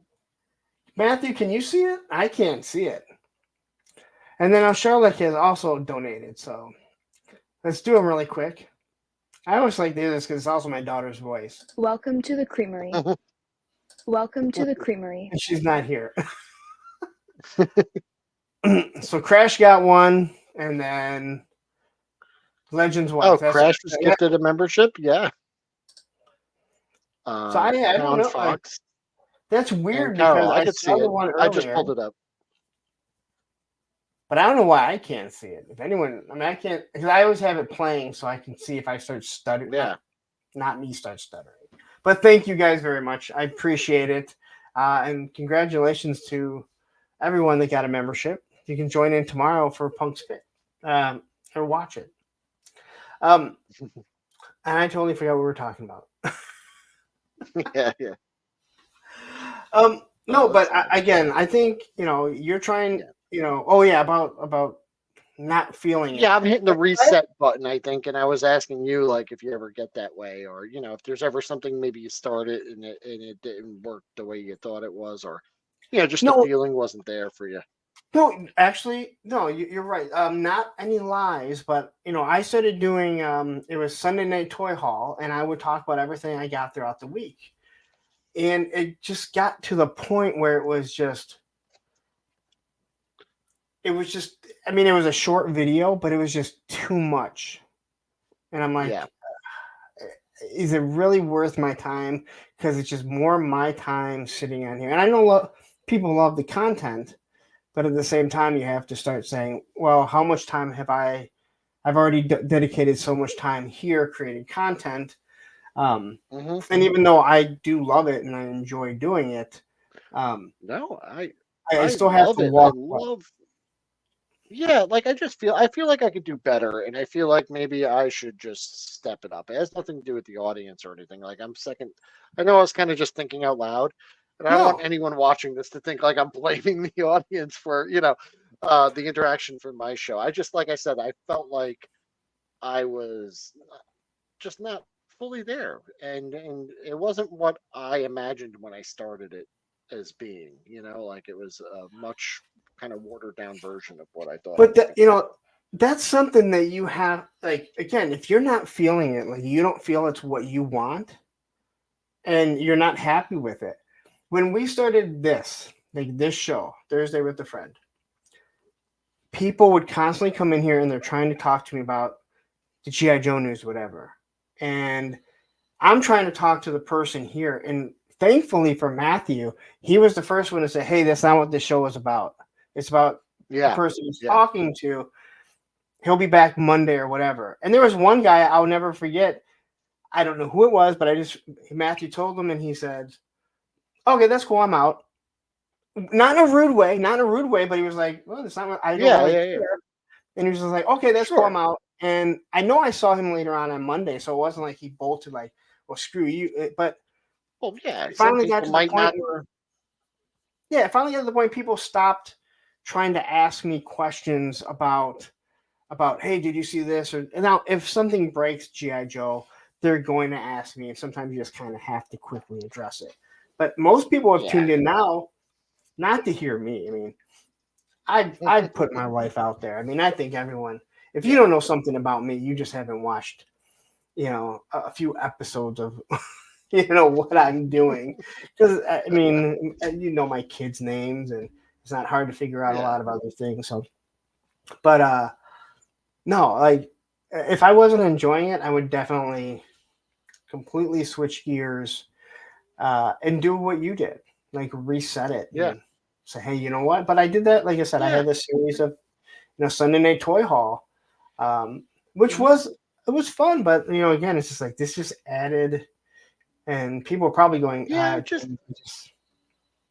I just know that I think there is a here's one thing I like to say too is like I know some people said like I don't know who said it, but I've heard from people that they're like, if you're not going to do a YouTube channel, don't do it right, or if you're not going to do it right, don't do it at all, and my whole thing is I just say, like, if you feel like you have something to contribute to the community, you should just do it to the best of your ability, and to hell with what anyone says. If you feel like that's what's going to give you, it's a big enough space for everyone. If people are not interested in what you're, putting out there, then, you could take that and you could, improve yourself and be better. But there should be no gatekeeping on YouTube. It's a big No, enough I place think for everyone. so. For And me, I've tried. yeah, I try to explain to people. I go, hey, if you just want to do a YouTube show, if you're just looking to do a YouTube show, you don't care. You don't care about growing. You just want to talk to people. You like to grow, but hey, you just want to talk to people. yeah, Then do whatever you want. But I learned. I was just gonna put everything. I was put my skateboarding on. I was gonna, yeah, and sure. then the more and more I started watching and listening to people that talk about creating channels, and I got more into it and wanted to grow the channel. You know, people don't want to see my skateboarding. Like, they may every now and then want to see me skateboard, but they're not going to want to Yeah, watch me drop video after video. And they're not yeah. going to want to watch something always about my dog. Well, maybe they want to watch Roman. They seem to like Roman a lot. But Dogs like, are always a hit. exactly. But Yeah, when you're trying to create a YouTube channel, it's very hard to be a variety channel. And so absolutely. if you want to grow, I'll be like, hey, that's not it's much harder to do it that way. Now, I didn't want to be a GI Joe channel. I know I'm considered a Joe tuber, but I don't want to be Hmm. a full GI Joe. That's why I talk, Mythic Legions. I talk, McFarlane, obviously Operation Monster Force and Fresh Monkey Fiction, Mezco. Like, I get into that stuff Yeah. because I know GI Joe's not going to be around forever, right? I mean, it will be around forever, but it'll have its lulls and Well, have it's its what interests you, and yeah, that's the thing. So, like I said, like you're setting out to entertain others, and I feel like, yes, okay, yeah, if you want to call your show, I don't know, 100% facts about toys, and everything you post is a 100% fact. But if you're like, Will's Toy Opinions, and then someone comes on there and they're like, you got something wrong, it's like, well, I never sold you the you know, the, it's just put out there what you want to put out there. yeah, Don't mislead people. That's what I'm saying. So if it's just hanging out and we're hanging out, then no one should be mad at you for just hanging out. no, Um, that's what I was saying. Like, you could do that. It's fine. Like, if you're getting something out of it, if it's what is like that's your hobby, it's like the thing you want to do and you're accomplishing that, then you should go for it. I just don't want to discourage anyone, because, like, I've heard people say, like, you know, I mean, there's like core tenets that people say, like, have good audio, try some lighting, you might want to have a point before you start talking on a video, things like that. I get it, but those are just tips. But I would not tell anyone not to do it. I definitely think it's worthwhile, and it is very fulfilling when you do have something that you put out there and it resonates with people. It's a very good feeling. There is no doubt about that. Um, the fact that on Mondays I'll see 100 people watching. Yeah. Okay, if you're talking to George Clooney and he was doing a live stream and he was only having 100 people, he'd probably be like, "Why am I wasting my time?" But to No. know that here we are in a very small niche, and Yeah. there's 100 people watching, and there's other things going on. And again, they're tuning in for somewhat to hear me. Yes, they're here to chat with, Yeah. and I've said before, like, my show is nothing without the people in the channel. Now, I know that I was called an individual channel by someone earlier this week, that basically I'm not about team, but whatever, dude. Um, I know that Well, that's I'm what not works for doing. you. Yeah, but I know Is I'm not doing this without every single person in here, right? Like, Yeah. I can't do this. If I shut the chat off and I just talked for 3 hours on a Monday, there would be 5 people watching if I'm lucky, right? Like everyone would be like, all right, this isn't Yeah. fun, you know. And if I took myself too seriously and got mad when anyone would take a shot at me, I'd be like some other YouTubers that they can't take any criticism, but they can dish it out. And it's crazy how this world has, like, how this YouTube world is. It's weird how people behave on the internet, is what I would say, because I think, Oh, it you is. know, in person, you know, people would just be a lot kinder to people, or maybe just take a minute and think before they speak. And you know, I guess, you know, yeah, some people, you know, I guess their strong suit isn't, I guess, yeah, being kind to one another. I don't know, you know, or anything like that. But that's, you know, that's not the fun part of the hobby. I prefer, like I said, uh, it's like, they really want to see the dog. Where's Roman? Sleeping behind you? No. He's passed out. Like his eye is literally like rolled back. He got off here and headed over to the bed and was like, "All right, I'm ready. Whenever you're gonna shut up." He's so awesome. Yeah. Dude, he's so. I lucked out with that dog so much. No, yeah. Again, and I watched a lot of YouTube creators that talk about creating a channel, and a lot of them will tell you right off the bat, like, if you don't know what you want to do lots of things till you figure out what you want to do. But Yeah. if you have an idea, like, hey, I'm going to talk about woodworking, and then every now and then, or then you're like, oh, I'm going to start talking about murder mysteries too. It's like, that's not going to work, because what happens is those people here for your woodworking, they're not coming in to hear murder mysteries. But once you start doing a couple of those, then you're going to get people in that are for that. But then they're going to see the woodworking. Yes, Wood Bunny. Listen, Wood Bunny can talk about anything. Watch. All right. It's Wood Baby now, though, but she'll always be Wood Bunny to me. Do you know Wood Bunny yet? No. Who's that? Is that a YouTube channel? Yeah. Well, it's Wood Baby now. Okay. She is this 25-year-old that does woodworking and bras, panties, very. Oh. But she knows what she's doing. Like, she's I really. got how to make a wooden baby toy. No, Well, my wood would make some babies with her. I'll tell you that much. Gotcha. I understand. I would easily be paying child support for the next 18 years. But it was funny because you know when you hit the YouTube and you're sitting at your computer and there's all these things going. I'm on the phone with Tony and I'm like, what the fuck is this? And hers was just there. I don't know why she popped up, and I clicked on. I'm like, Tony, you gotta go here.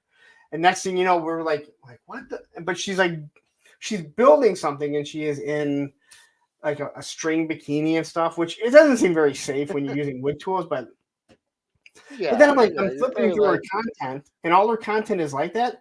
But she's actually building stuff and teaching people how to do stuff, and you're like, well, that's this the is good like thing. She's actually making it. Yeah, like she knows what she's doing. I saw one time there was a eBay person who he was selling action figures, but each one was, I guess he had his wife wearing a bikini, and she was modeling all of the action figures in her cleavage, and it was hilarious because I was like, you know, you're getting clicks, I'm sure. You know, I don't know if it's for the figures, but that's one way to sell. If it helps you sell I think it, someone reported her and because I followed the eBay store or whatever it was, because I was like, why is that? Yeah, and they eventually got shut down. So I guess the question is, were they selling 4-inch figures in the cleavage or 6-inch figures? It was. I saw I initially clicked on a pretty large Hulk figure. He was in there raging. busting out. Pretty good.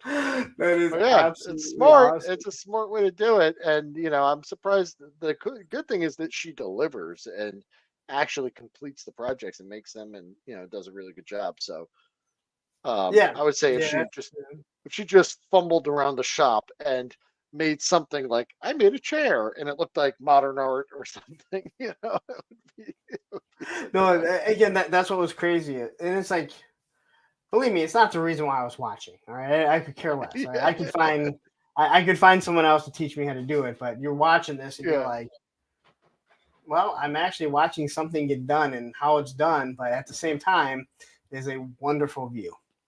Because let's be I like honest, the I mean, woodshop guys where they hold up like a project. They're like, and you're like, wait a second, they're missing something. They're missing a finger. They like, D Griff says, there I are remember several those of them. lists. Like D Griff says, I remember those listing Mo2 boobs. Yeah. Okay. Maybe. Yeah. So I'm sure someone came up with the idea and they were like, yeah, it's a good idea. So do you have an idea of when you want to relaunch your channel, and or do you not you're I not guess sure it yet? would be whenever I could carve some, in addition, there have been some things like just work's been busier than usual and things of that nature that have kind of stopped me from doing what I want. And I guess what I really need to do is just carve some time aside, decide what I want to do and launch it. So it could be as soon as next week or it may be a month from now. I really don't know. But yeah, I'm close. I'm close to doing it. And I appreciate everyone that's kind of stuck with me and still posting some stuff on social media and things like that. So great people, and I really do appreciate that. People haven't just left in droves. I've actually gained subscribers since announcing this. I'm like, how is this possible? Pop Blender says Yeah. Wood Bunny is definitely different than Gun Bunny. Yes, Okay. they both do their own Uh, customizing though. I'll give them I that, but definitely want to check it out though. yeah, she goes by Wood Baby now. Um, Uh, on Instagram, she's Wood Baby. I'll send you a link. okay. All She right. disappears, Yeah. it seems, and she's on Twitter, Yeah. and you can find other things. She's also on other Sure. sites. We'll say Yeah. sites that I'd be kicked off of if I tried opening one up. Probably for good reason. So, are you going to be doing anything in the upcoming weeks? Are you going on with anyone? Any videos dropping, or are you just No, the only thing that's going to happen is they're actually doing a small convention here in my home city here in Florida. And we had one about 10 years ago at the local convention center. okay? So I'm curious, and that is, I believe it is next weekend. So I may be doing some videos from there because I've All just right. never seen a show around here. So local show, I'll check it out, so definitely might live stream from there or possibly just take some B-roll and talk about it. But that would be a week from now. I do have some hauls that came in, so I might pop up and just do a quick impromptu. I got the some of that Super 7 stuff came in and Yep. my call sign longbow and things like that. So I might want to pop on and just do a quick just hang out with some of the guys and just talk about some of the the things coming up. I also have a community project I want to work on. And Lawrence, you might remember at Joe Fest 2024, I kind of came up with this little Yep. concept. There's a little collector case that I wanted to give out to people because I just thought it'd be a fun way to kind of. I know some people bring an action figure or a toy or some kind of stickers are all great ideas, but I just thought a little collector case would be fun. And it was real last minute, the idea. I've been working on an improved version of it, and I want to start working on it now through next Joe Fest. And it's more of a community thing because it's going to involve some 3D printing and some other things. But my original prototype, which is this is sloppily taped together foam core. This was just to kind of test out It's not the new one. It's not the new one. No. This is like the original prototype. But the original prototype was what I meant to do was it was going to be a collector case that converted into a miniature playset. So I had some cutout pieces. So what I wanted to do was that, basically, let's say you take the pieces out of here, and then this converts into like a little battle bunker or something, with maybe like a mounted gun, some sandbags, some things like that, but all of it stowed into the case with like your 4 favorite figures. And that's one thing, I want to do a series between now and Joe Fest when I eventually will make these and hand them out to my friends again for 2025 and just have a good time doing that. But I think that's the kind of thing I want to do on YouTube, and I think it'll be fun. I loved it. The only thing, the one thing that I said that you put that note in there is, well, I mean, I guess if you were going to make it like a little battle bunker, it'd be hard. But I said I would have loved to see that note be right up on top when you flip it open, so it's always there and you never lose it. Because it was it was a nice gesture. Yeah. It did become too small because I'm moving it back and forth. The next thing I know, I'm like, I have a lot of O-rings. I mean, I know I have a lot, but I'm like, I have a lot of 1/18 scale figures that I've been reviewing or bringing up and down. Well, that's the thing. So, I wanted to just start with something small and manageable. You know what I mean? So, like, that was again like a 4 or 6 figure case. But, I want to do like a 12 or 24. It would be great. And you could have like a whole, and who knows, maybe it could expand. But it's one of those things that I just think would be like, it's something that doesn't exist already. It's fun in the fact that you can interact with it, and it also has like a practical use. So to me, it seems like a better thing than, try and do, an action figure that looks like me. Who the fuck wants that? I'm sorry. I would just rather do something cool, like that is memorable and kind of fun and affordable, something I can make kind of on the cheap and without breaking the budget. Still. Well, you had a whole bunch. And your bag. I made 30 of them. Yeah, your bag was like a clown fucking car. Like, you kept pulling them out, and I'm like, the bag is not that damn big. All right. I kept going back up to my room and refilling it and then going around. I made 30 of them, but all in all, like I said, I ordered most of the supplies pretty cheap, and it didn't cost me that much to make. Did you give them all away? Yeah, that's my only one left. Okay. So I did give them all away, but maybe all in all, like I said, with the printing and everything was, but that's like $3 each, you know what I mean, to make them. So that's great, like it's not that bad, but I could have improved on it, but I really just kind of ran out of time. So I want to start before the end of the year and get that done. Well, like I said, I loved it. I wasn't expecting it. Yours is actually downstairs because I had moved figures back and forth. Just like you said, they're like, hey, you moving figures. I'm like, this will come in great because I'm usually just throwing them in a cardboard box. This might come as a shock to some of you. I have lots of boxes. I get so many toys delivered now. I have so many boxes. But I'm like that. I would organize it, So I'm like, okay, here's all the weapons here. But then you get one that's like a newer figure and it has all these little itty bitty stuff, and it all goes right down to the bottom. And you're like, God damn it! Yeah, every time. And that's the thing. Like I said, just trying to, once again, provide something to the community that isn't already being done a million times over, and something that I feel could be useful. So no, it is, and again, that is the perfect convention for it because there's a lot of 1/18 collectors there. Mm-hmm. Hey, I mean, there's we'll scale it up or something. Actually, I did see there was a guy doing the remember the little 4-pack belt, the belt GI Joe case. Do you have it for 112? Yep, I have. He's actually this is Plastic Fantastic. Yeah. He'll be on in December. Yep, the 3-man team. Did you strap it to your You gotta wear it like a fanny pack. I did around not. Believe it or not, I never had one of these as a kid. I never had one as a kid either, but yeah. This thing would look absolutely huge on me. I mean, it's already big to begin with, all right? And then you put it on my 5'4" body. This thing would be just gigantic on me. But this thing was awesome. And he had I think he made like 45 of them, something like that. And it fit the figures. It fits the 3 figures. And I know he gave it to a bunch of different people. And it was awesome.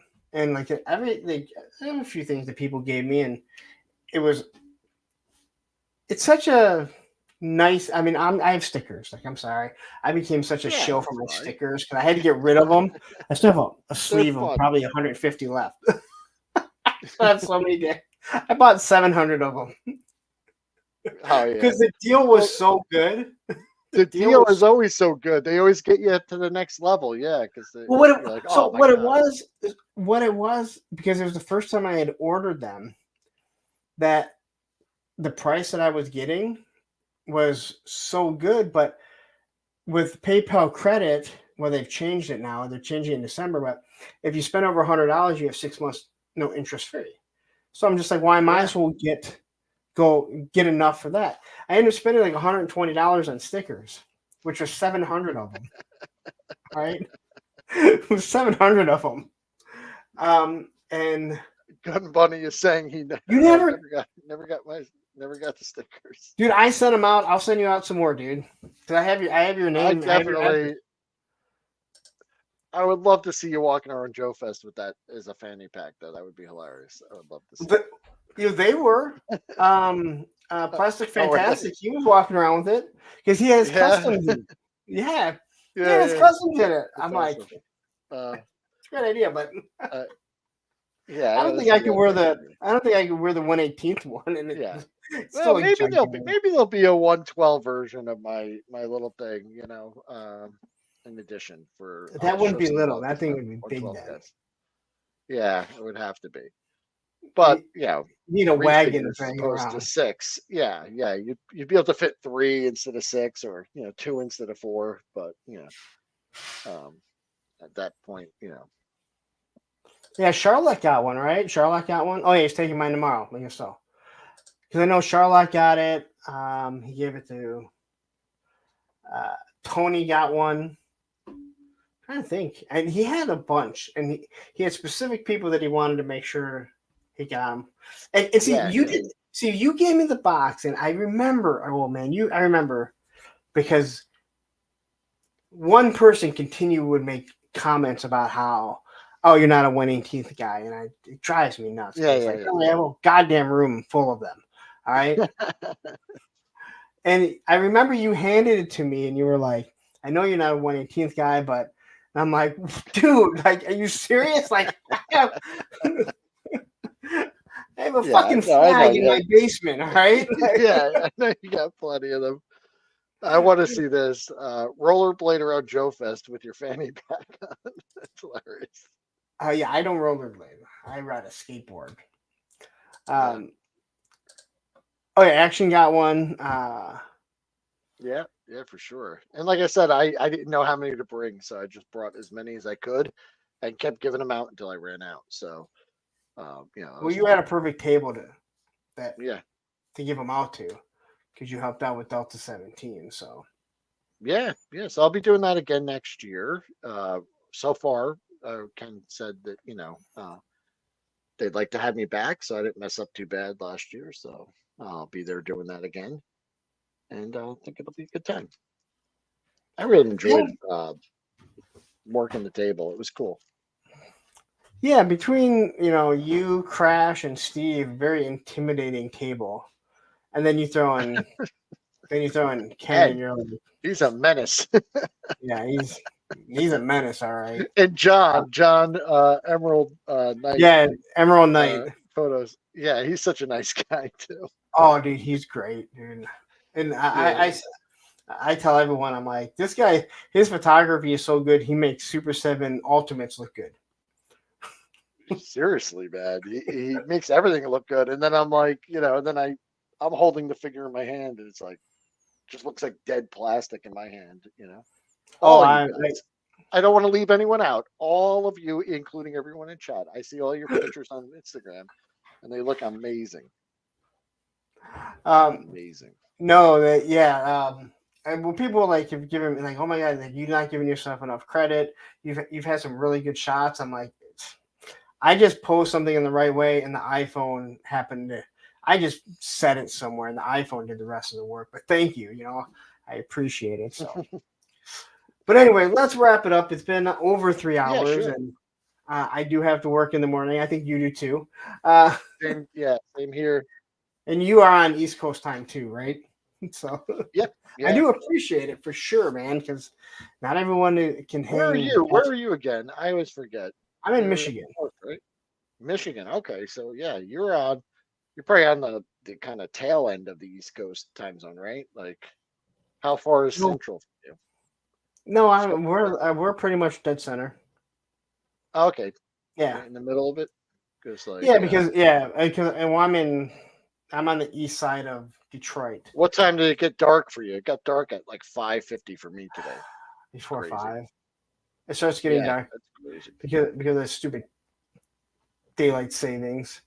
Yeah, I know. It was like 5:50, and it was like I had my headlights on. I was like, "What the hell, man?" Oh no! You hit 5 o'clock, and it's going down. So by 5:30, it's dark here now. Yeah.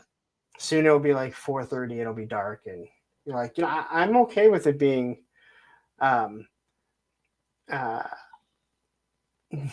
Wait a minute. Tony says, Spec just dropped the review of Dragonfly and said, sorry, Travis. I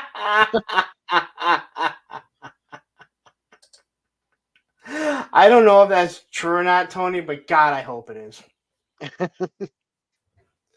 Because if it is, somewhere right now, Travis Moody is crying. But anyway, tell everyone where they can find you, and the links are in the description. So yeah. So Wilhelm Toy and Hobby on YouTube, Wilhelm Toy and Hobby on Instagram. Those are the two main places. My address is no. I'm kidding. Come find me. Social Security number, mother's maiden name. And if you're into 1/18 scale stuff, kit bashing, customs, creating custom action figure cases, and stuff like that, then you'll have fun. And